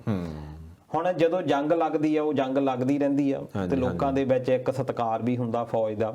ਹਾਂ, ਤੇ ਉਹਨਾਂ ਨੂੰ ਲੱਗਦਾ ਆ, ਲੋਕਾਂ ਨੂੰ ਇਹ ਲੱਗਦਾ ਕਿ ਫੌਜ ਸ਼ਾਇਦ ਇਮਾਨਦਾਰ ਆ, ਪਰ ਉਹ ਕੀ ਕਰਦੇ ਆ ਕਿ ਉਹ ਜਿਹੜੇ ਪੈਰ ਨਹੀਂ ਲੱਗਣ ਦਿੰਦੇ। ਹੁਣ ਨਵਾਜ਼ ਸ਼ਰੀਫ ਆ, ਉਹ ਬਹੁਤ ਯਤਨ ਉਹਦੇ ਇਹੀ ਸੀ ਕਿ ਭਾਰਤ ਦੇ ਨਾਲ ਸੰਬੰਧ ਸੁਧਾਰੇ ਜਾਣ। ਸਭ ਤੋਂ ਜ਼ਿਆਦਾ ਜਿਹੜਾ ਕੰਮ ਕੀਤਾ ਉਹ ਨਵਾਜ਼ ਸ਼ਰੀਫ ਨੇ ਕੀਤਾ ਭਾਰਤ ਪਾਕਿਸਤਾਨ ਦੇ ਸੰਬੰਧ ਸੁਧਾਰਨ ਲਈ। ਈਵਨ ਕਿ ਉਹ ਝੁੱਕ ਕੇ ਆਉਂਦਾ ਰਿਹਾ। ਨਰਿੰਦਰ ਮੋਦੀ ਜਦੋਂ ਬਾਰ-ਬਾਰ ਉਹਨਾਂ ਦੇ ਖਿਲਾਫ ਵੀ ਬੋਲਦਾ ਰਿਹਾ, ਇਲੈਕਸ਼ਨਸ ਵੀ ਪਾਕਿਸਤਾਨ ਨੂੰ ਟਾਰਗੇਟ ਕਰਕੇ ਜਿੱਤੀ, ਤਾਂ ਵੀ ਉਹ ਬੰਦਾ ਇਹਦੀ ਸਹੁੰ ਚੁੱਕ ਸਮਾਗਮ ਦੇ ਵਿੱਚ ਆਇਆ ਸੀ। ਸੰਬੰਧ ਸੁਧਾਰਨ ਲਈ ਬਹੁਤ ਕੁਝ ਉਹਨੇ ਕੀਤਾ, ਪਰ ਫਿਰ ਵੀ ਕਿਉਂਕਿ ਉਹ ਚਾਹੁੰਦੀ ਨਹੀਂ ਜਿਹੜੀ ਉੱਥੇ ਦੀ ਆਰਮੀ ਆ, ਉਹਦਾ ਕਾਰਨ ਇਹ ਹੈ ਕਿ ਆਰਮੀ ਨੂੰ ਬਹੁਤ ਵੱਡਾ ਇੱਕ ਫੰਡ ਮੁਹੱਈਆ ਕਰਵਾਇਆ ਜਾਂਦਾ ਤੇ ਉਹਨਾਂ ਦਾ ਇੱਕ ਰਸੂਖ ਬਣਿਆ ਹੋਇਆ, ਤੇ ਉਹ ਫਿਰ ਇਸ ਤਰੀਕੇ ਦੇ ਨਾਲ ਕੰਮ ਕਰਦੇ ਆ। ਤੇ ਨਹੀਂ ਤਾਂ ਸਰਕਾਰਾਂ ਪਲਟਾ ਦਿੰਦੇ ਆ, ਜਦੋਂ ਕੋਈ ਸਰਕਾਰ ਉਹਨਾਂ ਲੱਗਦਾ ਵੀ ਸਾਡੇ ਹੱਕ ਦੇ ਵਿੱਚ ਹੈ ਨਹੀਂ, ਉਹ ਰਾਜ ਪਲਟਾ ਕਰ ਦਿੰਦੇ ਆ, ਆਪਣੀ ਐਮਰਜੈਂਸੀ ਲਗਾ ਦਿੰਦੇ ਆ। ਇਸ ਕਰਕੇ ਉੱਥੇ ਦੀਆਂ ਸਰਕਾਰਾਂ ਦੀ ਵੀ ਇੱਕ ਤਰ੍ਹਾਂ ਨਾਲ ਕਹਿ ਲਓ ਕਿ ਮਜਬੂਰੀ ਬਣ ਜਾਂਦੀ ਹੈ ਇਹਨਾਂ ਦੇ ਅੰਡਰ ਚੱਲਣ ਦੀ। ਤਾਂ ਜੇ ਦਲਜੀਤ ਜੀ ਆਪਾਂ ਅਗਲੀ ਖਬਰ ਵੱਲ ਚੱਲੀਏ ਤੇ ਮੋਦੀ ਸਾਹਿਬ ਤੇ ਆਉਂਦੇ ਆਪਾਂ ਫਿਰ। ਤੇ ਮੋਦੀ ਸਾਹਿਬ ਅਕਸਰ ਹੀ ਮਨ ਕੀ ਬਾਤ ਕਰਦੇ ਹੁੰਦੇ ਆ ਤੇ ਉਹ ਹਮੇਸ਼ਾ ਆਪਦੇ ਹੀ ਮਨ ਦੀ ਗੱਲ ਕਰਦੇ ਹਨ। ਮੈਨੂੰ ਲੱਗਦਾ ਉਹਨਾਂ ਨੂੰ ਕੋਈ ਜਦੋਂ ਮਨ ਕੀ ਬਾਤ ਕਰ ਰਹੇ ਹੁੰਦੇ ਤੇ ਕਿਸੇ ਦਾ ਕੋਈ ਉਹਦੇ ਵਿੱਚ ਨਾ ਆਪਾਂ ਕਮੈਂਟ ਕਰ ਸਕਦੇ ਆ ਤੇ ਨਾ ਕੋਈ ਹਿੱਸਾ ਲੈ ਸਕਦੇ, ਸੋ ਫਿਰ ਉਹਨਾਂ ਦੇ ਮਨ ਦੀ ਬਾਤ ਹੀ ਹੁੰਦੀ ਆ ਤੇ ਲੋਕਾਂ ਨੂੰ ਉਮੀਦ ਹੁੰਦੀ ਆ ਕਿ ਸ਼ਾਇਦ ਉਹ ਸਾਡੇ ਮਨ ਦੀ ਬਾਤ ਕਰਨ, ਪਰ ਅਕਸਰ ਉਹ ਆਪਦੇ ਹੀ ਮਨ ਦੀ ਜਾਂਦੇ ਜੋ ਉਹਨਾਂ ਦੇ ਮਨ 'ਚ ਆਉਂਦੀ। ਤੇ ਹੁਣ ਫਿਰ ਮੋਦੀ ਸਾਹਿਬ ਨੇ ਮਨ ਕੀ ਬਾਤ ਕੀਤੀ ਆ ਤੇ ਉਹਦੇ ਵਿੱਚ ਕੀ ਉਹਨਾਂ ਨੇ ਘੋਸ਼ਣਾਵਾਂ ਕੀਤੀਆਂ ਜਾਂ ਕਿੱਦਾਂ ਥੋੜਾ ਜਿਹਾ ਉਹਨਾਂ ਤੇ ਪਾਓ ਚਾਨਣਾ, ਫਿਰ ਆਪਾਂ ਕਰਦੇ ਅੱਗੇ। ਘੋਸ਼ਣਾਵਾਂ ਇਹ ਕੀਤੀਆਂ ਕਿ 80 ਕਰੋੜ ਜਿਹੜੇ ਭਾਰਤ ਦੇ ਲੋਕ ਆ ਉਹਨਾਂ ਨੂੰ 5 ਕਿਲੋਗ੍ਰਾਮ ਚੌਲ ਜਾਂ ਕਣਕ ਉਹ ਮੁਹੱਈਆ ਕਰਵਾਉਣੀ ਆ ਸਤੰਬਰ ਮਹੀਨੇ ਤੱਕ। ਖਾਸ ਤੌਰ ਤੇ ਛਠ ਦੀ ਗੱਲ ਉਹਨਾਂ ਨੇ ਕੀਤੀ ਆ। ਛਠ ਇੱਕ ਕਹਿ ਲਓ ਕਿ ਤਿਉਹਾਰ ਆ ਹਿੰਦੂਆਂ ਦਾ। ਛਠ ਦੀ ਪੂਜਾ ਛਠ ਦੀ ਜਿਹੜੀ ਪੂਜਾ ਹੁੰਦੀ ਆ ਇੱਕ ਤਰ੍ਹਾਂ ਦੇ ਨਾਲ ਉਹਨਾਂ ਦਾ, ਦੇਖੋ ਇਹ ਇਨਡਾਇਰੈਕਟਲੀ ਕੁਝ ਟਰਮਸ ਹੁੰਦੀਆਂ, ਸਤੰਬਰ ਮਹੀਨਾ ਵੀ ਸਿੱਧਾ ਕਿਹਾ ਜਾ ਸਕਦਾ ਸੀ, ਪਰ ਇਹ ਜਿਹੜੀਆਂ ਟਰਮਸ ਹੁੰਦੀਆਂ ਇਹਨਾਂ ਦੇ ਨਾਲ ਕੀ ਹੁੰਦਾ ਕਿ ਉਹ ਤੋਂ ਪਤਾ ਲੱਗ ਜਾਂਦਾ ਵੀ ਕਿਹੜੇ ਬੰਦਿਆਂ ਨੂੰ ਅਸੀਂ ਟਾਰਗੇਟ ਕਰਨਾ। ਖਾਸ ਤੌਰ ਤੇ ਜਿਸ ਤਰੀਕੇ ਦੇ ਨਾਲ ਕਰੋਨਾ ਦੇ ਮਾਮਲੇ ਇਸ ਖਿੱਤੇ ਦੇ ਵਿੱਚ ਵੱਧ ਰਹੇ ਆ, ਜਿੰਨਾ ਵੀ ਇਹ ਆਪਾਂ ਦੱਖਣੀ ਖੇਤਰ ਆਪਾਂ ਰੱਖ ਲਈਏ ਦੱਖਣੀ ਏਸ਼ੀਆ ਦਾ, ਉਹਦੇ ਵਿੱਚ ਸਭ ਤੋਂ ਜ਼ਿਆਦਾ ਕੇਸਿਸ ਇਸ ਵੇਲੇ ਭਾਰਤ ਦੇ ਵਿੱਚ ਆ। ਸਰਕਾਰਾਂ ਵੀ ਜਦੋਂ ਜਿੰਨਾ ਚਿਰ ਤੱਕ ਤਾਂ ਕੰਟਰੋਲ ਦੇ ਵਿੱਚ ਰਿਹਾ, ਪਹਿਲਾਂ ਲੋਕਡਾਊਨ ਦੇ ਵਿੱਚ, ਉਦੋਂ ਤੱਕ ਨਰਿੰਦਰ ਮੋਦੀ ਆਪਣੇ ਸੈੱਲ ਲੈਂਦਾ ਰਿਹਾ ਵੀ ਮੈਂ ਰੋਕਿਆ ਆ, ਕਿਉਂਕਿ ਉਸ ਵੇਲੇ ਯੂਰਪ ਦੇ ਵਿੱਚ ਬਹੁਤ ਜ਼ਿਆਦਾ ਤੇਜ਼ੀ ਨਾਲ ਵੱਧ ਰਿਹਾ ਸੀ ਕੇਸ, ਅਮਰੀਕਾ ਵਿੱਚ ਬਹੁਤ ਜ਼ਿਆਦਾ ਵੱਧ ਰਿਹਾ ਸੀ। ਉਦੋਂ ਤਾਂ ਐਂ ਗੱਲਾਂ ਕਰਨੀਆਂ ਸ਼ੁਰੂ ਕਰਤੀਆਂ ਸੀ ਵੀ ਬਸ ਮੋਦੀ ਸਾਹਿਬ ਅਗਲੀ ਜਿਹੜੀ ਟਰਮ ਹੈ ਫਿਰ ਇਹਨਾਂ ਨੇ ਇਸੇ ਬੇਸ ਤੇ ਮਤਲਬ ਫਿਰ ਆ ਜਾਣਾ। ਪਰ ਜਦੋਂ ਦੇਖਿਆ ਕਿ ਸਥਿਤੀ ਹੁਣ ਮੇਰੇ ਕੰਟਰੋਲ ਤੋਂ ਬਾਹਰ ਆ, ਉਹਨਾਂ ਨੇ ਰਾਜਾਂ ਤੇ ਸੈੱਟ ਦੀ ਵੀ ਤੁਸੀਂ ਆਪਣੀ ਸਰਕਾਰ ਆਪਣੇ ਜ਼ਿੰਮੇਵਾਰ ਆ, ਤੁਸੀਂ ਮੈਂ ਹੁਣ ਜ਼ਿੰਮੇਵਾਰ ਨਹੀਂ। ਇਸ ਕਰਕੇ ਉਹ ਵੀ ਜਿੱਦਾਂ ਕਹਿ ਲਓ ਹੁਣ ਵੀ ਲੋਕਾਂ ਨੂੰ ਖਾਸ ਤੌਰ ਤੇ ਹੁਣ ਚਾਈਨਾ ਦਾ ਜਿਸ ਤਰੀਕੇ ਦੇ ਨਾਲ ਜਿਹੜੀ ਵਿਰੋਧੀ ਧਿਰ ਨੇ ਦਬਾਅ ਬਣਾਇਆ ਹੋਇਆ, ਵਿਰੋਧੀ ਧਿਰ ਦੇ ਵਿੱਚ ਵੀ ਜੇ ਅਸੀਂ ਦੇਖੀਏ ਕਿ ਇਕੱਲੀ ਕਾਂਗਰਸ ਤੇ ਕਮਿਊਨਿਸਟ ਪਾਰਟੀਆਂ ਇਹੀ ਬੋਲ ਰਹੀਆਂ, ਬਾਕੀ ਤਾਂ ਸਾਰੀਆਂ ਹੀ ਸੁਰਾ ਮਿਲਾ ਰਹੀਆਂ ਸਰਕਾਰ ਦੇ ਨਾਲ, ਕਿਉਂਕਿ ਇਹਨਾਂ ਕੋਲ ਹੋਰ ਵੀ ਬਹੁਤ ਢੰਗ ਤਰੀਕੇ ਹੈਗੇ ਆ, ਇਹ ਮਨਾ ਲੈਂਦੇ ਆ। ਖਾਸ ਤੌਰ ਤੇ ਸ਼ਾਰਦੀ ਯਾਦਵ ਵਰਗੇ ਜਿਹੜੇ ਲੋਕ ਨੇ ਉਹ ਵੀ ਇੱਕ ਤਰ੍ਹਾਂ ਦੇ ਨਾਲ ਪੱਟ ਲਏ ਇਹਨਾਂ ਨੇ। ਸ਼ਿਵ ਸੈਨਾ ਵਾਲੇ ਵੀ ਹੱਕ ਦੇ ਵਿੱਚ ਬੋਲ ਰਹੇ ਆ, ਭਾਵੇਂ ਉਹਨਾਂ ਨੂੰ ਇਹ ਕਿਹਾ ਜਾਂਦਾ ਕਿ ਇਹ ਸਰਕਾਰ ਦੀ ਇੱਕ ਰੱਖਿਆ ਜਿਹੜੀ ਨੀਤੀ ਆ ਉਹਦੀ ਸਾਨੂੰ ਸਪੋਰਟ ਕਰਨੀ ਚਾਹੀਦੀ ਆ। ਪਰ ਜਿਸ ਤਰੀਕੇ ਦੇ ਨਾਲ ਰਾਹੁਲ ਗਾਂਧੀ ਅਗਰੈਸਿਵ ਹੋਇਆ ਮੋਦੀ ਸਾਹਿਬ ਦੇ ਖਿਲਾਫ ਤੇ ਕਮਿਊਨਿਸਟ ਪਾਰਟੀਆਂ ਜਿਸ ਤਰੀਕੇ ਦੇ ਨਾਲ ਹੋਈਆਂ, ਇਹਨਾਂ ਨੂੰ ਜਵਾਬ ਦੇਣਾ ਥੋੜਾ ਜਿਹਾ ਔਖਾ ਹੋਇਆ, ਕਿਉਂਕਿ ਇੱਕ ਪਾਸੇ ਇਹ ਕਹਿ ਰਹੇ ਆ ਕਿ ਚਾਈਨਾ ਜਿਹੜਾ ਆ ਦਾਖਲ ਹੀ ਨਹੀਂ ਹੋਇਆ ਗਲਵਾਨ ਘਾਟੀ 'ਚ, ਦੂਜੇ ਪਾਸੇ ਇਹਦਾ ਜਸਟੀਫਿਕੇਸ਼ਨ ਨਹੀਂ ਦੇ ਰਿਹਾ ਕਿ ਫਿਰ 20 ਆਪਣੇ ਜਿਹੜੇ ਜਵਾਨ ਹੈ ਸ਼ਹੀਦ ਕਿੱਦਾਂ ਹੋ ਗਏ। ਇਹਦੀ ਜਾਨੀ ਉਹ ਇੱਕ ਕਹਿ ਲਓ ਕਿ ਜੋ ਬੋਲ ਰਹੇ ਆ, PM ਆਫਿਸ ਜਿਹੜਾ ਉਹ ਕੁਝ ਹੋਰ ਬੋਲ ਰਿਹਾ, ਮੋਦੀ ਸਾਹਿਬ ਕੁਝ ਹੋਰ ਬੋਲ ਦਿੰਦੇ ਆ। ਮੋਦੀ ਸਾਹਿਬ ਰਾਤ ਨੂੰ ਮਨ ਕੀ ਬਾਤ ਕਰਕੇ ਜਾਂਦੇ ਆ, ਉਹ ਜਦੋਂ ਕੋਈ ਸਵਾਲ ਉੱਠਦੇ ਆ ਫਿਰ ਉਹ PM ਆਫਿਸ ਨੂੰ ਉਹਦਾ ਜਵਾਬ ਦੇਣਾ ਪੈਂਦਾ। ਨਹੀਂ ਜੀ ਉਹ ਪ੍ਰਧਾਨ ਮੰਤਰੀ ਸਾਹਿਬ ਇਦਾਂ ਨਹੀਂ ਸੀ ਕਹਿੰਦੇ, ਉਹਨਾਂ ਦਾ ਕਹਿਣ ਦਾ ਮਤਲਬ ਹੋਰ ਸੀ। ਹੁਣ ਇਹਦੇ ਵਿੱਚ ਵੀ ਇਹ ਲੱਗਦਾ ਸੀ ਕਿ ਇਹ ਕੁਛ ਨਾ ਕੁਛ ਇਦਾਂ ਦਾ ਲੱਗੇਗਾ। ਖਾਸ ਤੌਰ ਤੇ ਮੈਨੂੰ ਮਨਮੋਹਨ ਸਿੰਘ ਉਹਨਾਂ ਦਾ ਬਿਆਨ ਪਿਛਲੇ ਕੁਛ ਦਿਨਾਂ ਤੋਂ ਉਹਨਾਂ ਨੇ ਕਿਹਾ ਸੀ ਵੀ ਸਾਨੂੰ ਬੋਲਣ ਲੱਗੇ, ਖਾਸ ਤੌਰ ਤੇ ਪ੍ਰਾਈਮ ਮਿਨਿਸਟਰ ਨੂੰ ਬੜਾ ਧਿਆਨ ਰੱਖਣਾ ਚਾਹੀਦਾ ਕਿ ਬੋਲਣ ਲੱਗੇ, ਕਿਉਂਕਿ ਇਹਨਾਂ ਦੀ ਜਿਹੜੀ ਗੱਲ ਆ ਉਹ ਬਹੁਤ ਦੂਰ ਤੱਕ ਜਾਂਦੀ ਆ, ਆਪਣੇ ਤੇ ਕੰਟਰੋਲ ਰੱਖਣਾ ਪੈਂਦਾ। ਹੁਣ ਇਹਨਾਂ ਨੂੰ ਵੀ ਸ਼ਾਇਦ ਸਮਝ ਆਉਂਦੀ ਆ ਵੀ ਉਹਨੂੰ ਇਹ ਗੂੰਗਾ ਕਹਿੰਦੇ ਹੁੰਦੇ ਸੀ, ਬਿਲਕੁਲ ਮਨਮੋਹਨ ਸਿੰਘ ਹੋਣਾ ਨੂੰ, ਪਰ ਇਹਨਾਂ ਨੂੰ ਇਹ ਨਹੀਂ ਪਤਾ ਕਿ ਚੁੱਪ ਜਿਹੜੀ ਦੁਨੀਆ ਦੀ ਸਭ ਤੋਂ ਵਧੀਆ ਭਾਸ਼ਾ ਆ, ਜਦੋਂ ਖਾਸ ਤੌਰ ਤੇ ਤੁਹਾਡੇ ਕੋਲ ਬੋਲਣ ਲਈ ਨਾ ਕੁਛ ਹੋਵੇ। ਹੁਣ ਇਹਦੇ ਵਿੱਚ ਵੀ ਇਹਨਾਂ ਨੇ ਦੇਖਿਆ ਕਿ ਇੰਨੇ ਪਾਸੇ ਅਸੀਂ ਘਿਰੇ ਹੋਏ ਆ, ਇਸ ਕਰਕੇ ਉਹ ਲੋਕ ਲੁਭਾਵਣੀ ਜੀ ਇੱਕ ਗੱਲ ਇਹਦੇ ਵਿੱਚ ਕੀਤੀ, ਉਹਦੇ ਵਿੱਚ ਕਿਹਾ ਕਿ ਅਸੀਂ 50,000 ਕਰੋੜ ਰੁਪਇਆ ਲੋਕਾਂ ਨੂੰ ਰੁਜ਼ਗਾਰ ਦੇ ਲਈ ਰੱਖ ਦਿੱਤਾ ਕਿ ਅਸੀਂ ਰੁਜ਼ਗਾਰ ਦੇ ਲਈ ਪਰ ਕਿਹਨਾਂ ਨੂੰ ਆ ਸਾਨੂੰ ਤਾਂ ਪਤਾ ਨਹੀਂ ਲੱਗਦਾ। ਹੁਣ ਇਹ ਜਿਹੜਾ 5 ਕਿਲੋਗ੍ਰਾਮ ਚੌਲ ਆ ਜਾਂ ਜਿਹੜੇ ਕਹਿ ਰਹੇ ਆ ਕਿ ਪਿਛਲੇ 3 ਮਹੀਨਿਆਂ ਤੋਂ ਦਿੱਤੇ ਜਾ ਰਹੇ ਆ, ਪਰ NRI ਜਿੰਨੇ ਆਪਣੇ ਦਰਸ਼ਕ ਦੇਖਦੇ ਵੀ ਹੋਣਗੇ, ਇਹਨਾਂ ਨੇ ਆਪਣੇ ਪਿੰਡਾਂ ਦੇ ਵਿੱਚ ਰਾਸ਼ਨ ਭੇਜਿਆ। ਮੋਦੀ ਸਾਹਿਬ ਦਾ ਕਿੰਨਾ ਕੁ ਰਾਸ਼ਨ ਭੇਜਿਆ ਇਹ ਵੀ ਤੁਹਾਨੂੰ ਰਿਪੋਰਟਸ ਨਾਲ ਮਿਲਦੀਆਂ ਰਹਿੰਦੀਆਂ ਹੋਣੀਆਂ ਕਿ ਇਹਨਾਂ ਨੇ ਕਹਿ ਦਿੱਤਾ ਆ ਕਿ 1.5 ਲੱਖ ਕਰੋੜ ਰੁਪਏ ਦਾ ਬਜਟ ਆ, ਜਾਨੀ 80 ਕਰੋੜ ਤਾਂ ਹੁਣ ਤੱਕ ਇਹਨਾਂ ਨੇ ਕਹਿ ਦਿੱਤਾ ਆ ਵੀ ਅਸੀਂ ਇਹਦੇ ਵਿੱਚ ਰੱਖ ਦਿੱਤਾ।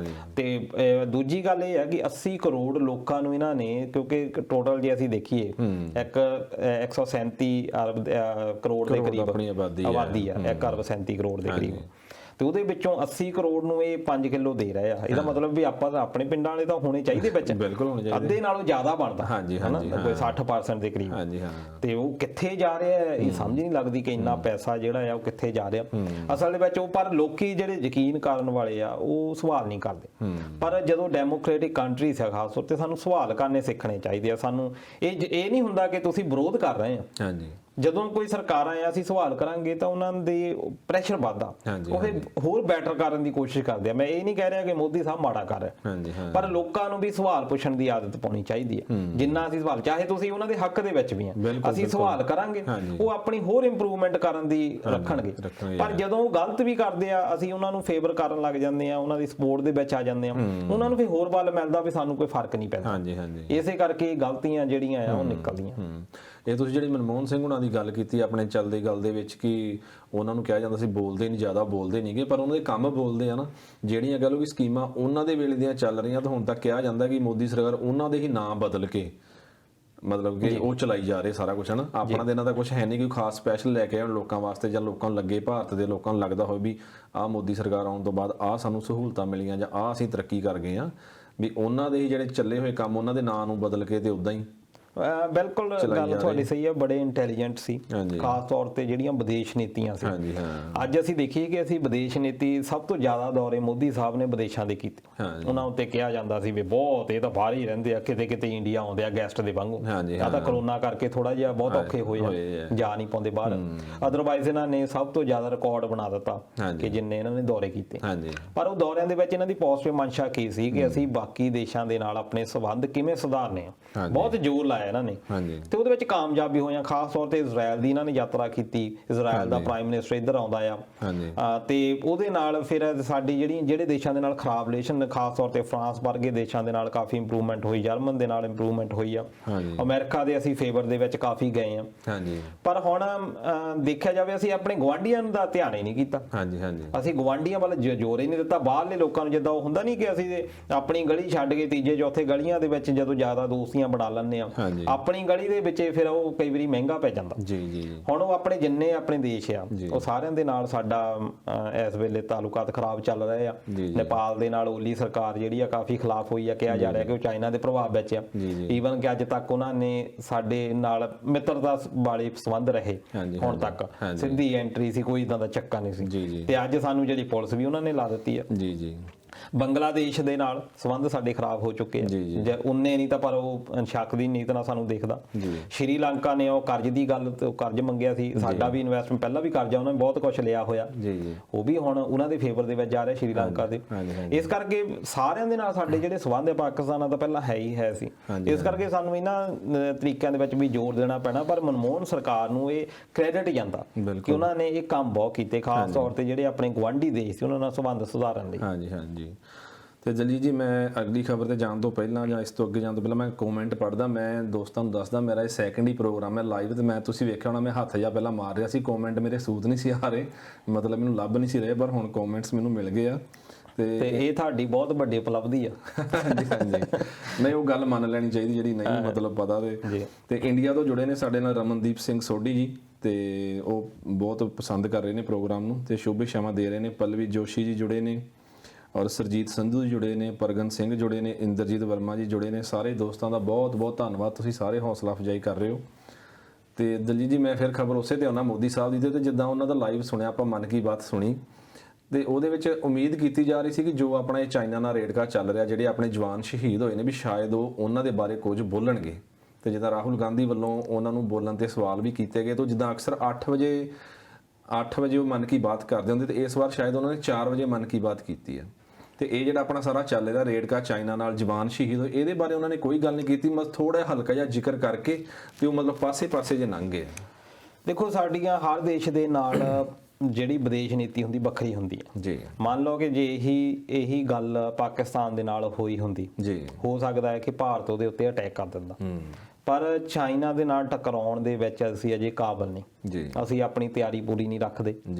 ਤੇ ਦੂਜਾ ਗੱਲ ਇਹ ਹੈ ਕਿ ਉਹ ਖੇਤਰ ਜਿਹੜਾ ਹੈਗਾ ਆ ਉਹਦੇ ਵਿੱਚ ਖਾਸ ਤੌਰ ਤੇ, ਕਿਉਂਕਿ ਚਾਈਨਾ ਨੇ ਬਹੁਤ ਤਰੱਕੀ ਕਰ ਲਈ ਆ, ਉਹਨਾਂ ਨੇ ਸਿੱਧਾ ਹੀ ਈਵਨ ਕਿ ਜਿਹੜਾ ਬਾਲਿਸਤਾਨ ਗਿਲਗਿਟ ਜਿਹੜਾ ਕਿ ਪਾਕਿਸਤਾਨ ਦਾ ਏਰੀਆ ਜਿਹਦੇ ਸਾਡੇ ਕਸ਼ਮੀਰ ਦੇ ਉੱਤੇ ਕਬਜ਼ਾ ਕੀਤਾ ਕਿਹਾ ਜਾਂਦਾ, ਜਿਹਨੂੰ ਉਹ ਆਜ਼ਾਦ ਕਸ਼ਮੀਰ ਕਹਿੰਦੇ ਆ, ਉਹਦੇ ਉੱਤੇ ਉਹਨੇ ਲੜਾਕੂ ਜਹਾਜ਼ ਵੀ ਉਤਾਰ ਦਿੱਤੇ ਜੀ।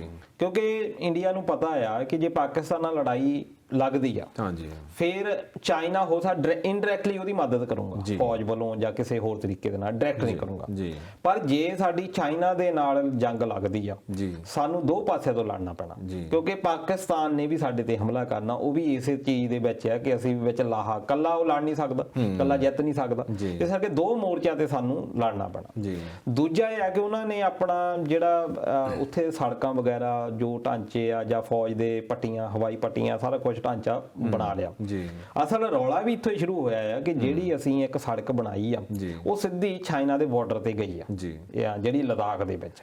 ਉਹ ਸੜਕ ਤੋਂ ਸਮੱਸਿਆ ਆ ਚਾਈਨਾ ਨੂੰ ਕਿ ਉੱਥੇ ਤੱਕ ਕਿਉਂ ਬਣਾਈ ਆ, ਕਿਉਂਕਿ ਹੁਣ ਤੱਕ ਉਹਨਾਂ ਨੇ ਤਾਂ ਆਪਣਾ ਸਾਰਾ ਵਿਕਾਸ ਉੱਥੇ ਕਰ ਲਿਆ, ਆਪਣਾ ਸਾਰਾ ਕੁਝ ਉੱਥੇ ਤੱਕ ਟੈਂਕ ਵੀ ਲੈ ਆਂਦੇ ਆ, ਪਰ ਸਾਡੇ ਵਾਲੇ ਪਾਸਿਓਂ ਅਜੇ ਅਸੀਂ ਉੱਥੇ ਤੱਕ ਜਾ ਨਹੀਂ ਪਾਉਂਦੇ। ਅਸੀਂ ਬਹੁਤ, ਕਿਉਂਕਿ ਅਜੇ ਪਿਛਲੇ 10-12 ਸਾਲ ਤੋਂ ਹੀ ਅਸੀਂ ਇੱਥੇ ਇਸ ਗੱਲ ਦੇ ਉੱਤੇ ਧਿਆਨ ਦੇਣਾ ਸ਼ੁਰੂ ਕੀਤਾ, ਜਦ ਕਿ ਉਹ ਜਿਹੜੇ ਕੰਮ ਕਰ ਰਿਹਾ 1980-90 ਕਦੋਂ ਅਸੀਂ ਰਲਾਂਗੇ ਉਹਨਾਂ ਦੇ ਨਾਲ।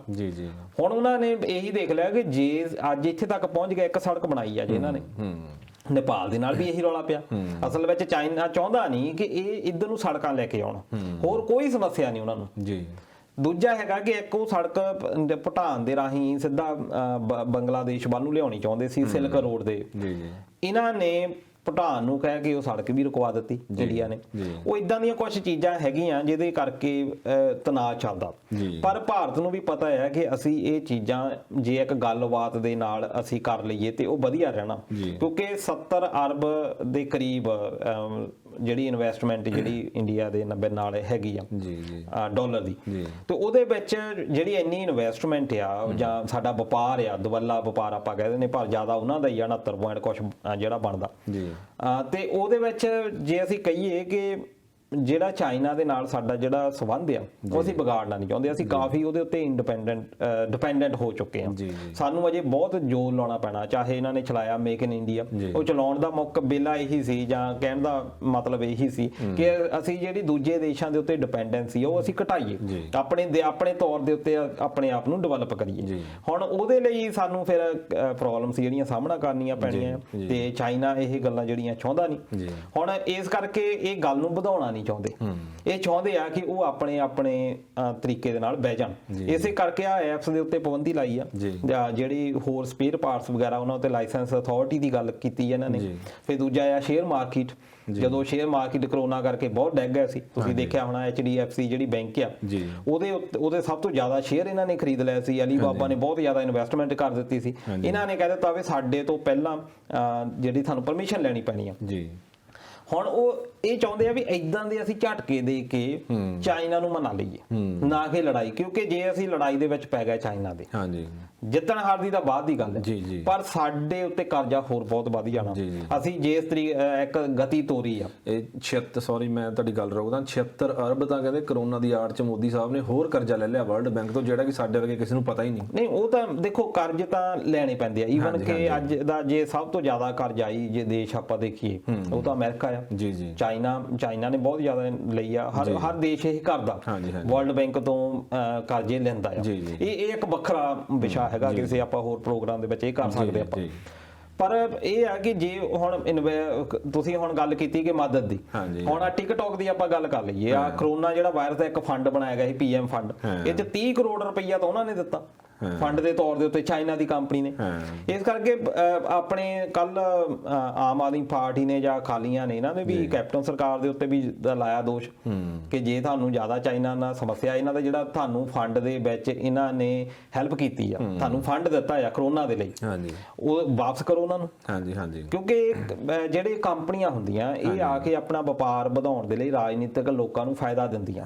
ਰਾਜਨੀਤਿਕ ਲੋਕ ਵੀ ਇਹ ਚਾਹੁੰਦੇ ਆ ਵੀ ਇਹਨਾਂ ਕੰਪਨੀਆਂ ਨੂੰ ਅਸੀਂ ਥੋੜਾ ਝਟਕਾ ਦਈਏ ਤਾਂ ਕਿ ਇਹ ਸਾਡੇ ਅੰਡਰ ਕੰਮ ਕਰਦੀਆਂ ਰਹਿਣ, ਤੇ ਸਰਕਾਰਾਂ ਨੂੰ ਪਤਾ, ਚਾਈਨਾ ਨੂੰ ਪਤਾ ਵੀ ਜੇ ਸਾਡੀਆਂ ਕੰਪਨੀਆਂ ਦਾ ਨੁਕਸਾਨ ਹੈ, ਇਨਡਾਇਰੈਕਟਲੀ ਉਹ ਚਾਈਨਾ ਦਾ ਨੁਕਸਾਨ ਆ ਕਿ ਜਿਹੜੀ ਇਨਵੈਸਟਮੈਂਟ ਹੈ ਸਾਡੀ ਪ੍ਰਭਾਵਿਤ ਹੋ ਰਹੀ ਹੈ, ਉਹਨਾਂ ਨੂੰ ਫਿਕਰ ਪਿਆ ਹੈ। ਇਸ ਕਰਕੇ ਹੁਣ ਜਿਹੜੀ ਲੜਾਈ ਆ ਉਹ ਸਿੱਧੀ ਨਹੀਂ ਲੜ ਹੋਣੀ। ਹੁਣ ਚਾਹੇ ਜੇ ਦੇਖੀਏ ਕਿ ਅਮਰੀਕਾ ਤਾਂ ਇਸ ਵੇਲੇ ਪਾਵਰਫੁਲ ਦੇਸ਼ ਆ, ਜੇ ਉਹ ਚਾਹਵੇ ਉਹ ਤਾਂ ਸਿੱਧਾ ਅਟੈਕ ਕਰ ਦੇਵੇ ਚਾਈਨਾ ਦੇ ਉੱਤੇ, ਪਰ ਉਹਨੇ ਕੀ ਕੀਤਾ, ਉਹਨੇ ਟੈਰਿਫ ਵਧਾਤਾ ਵਪਾਰ ਦੇ ਵਿੱਚ, ਉਹਨੇ ਸਿੱਧਾ। ਅੱਜ ਕੋਈ ਵੀ ਦੇਸ਼ ਲੜਨ ਦੇ ਮੁਦਰਾ ਦੇ ਵਿੱਚ, ਮਤਲਬ ਅੱਜ ਇੱਕ ਦੂਜੇ ਨੂੰ ਤੁਸੀਂ ਦਿਮਾਗ ਨਾਲ ਮਾਰੋ, ਦਿਮਾਗ ਨਾਲ ਮਾਰ ਸਕਦੇ, ਹਥਿਆਰਾਂ ਨਾਲ ਜੇ ਤੁਸੀਂ ਮਾਰੋਗੇ ਤੁਸੀਂ ਪਛੜ ਜਾਓਗੇ। ਚਾਈਨਾ ਨੂੰ ਇਹ ਗੱਲ ਦਾ ਪਤਾ, ਇਸੇ ਕਰਕੇ ਉਹ ਪ੍ਰੈਸ਼ਰ ਬਣਾਉਂਦੇ ਆ।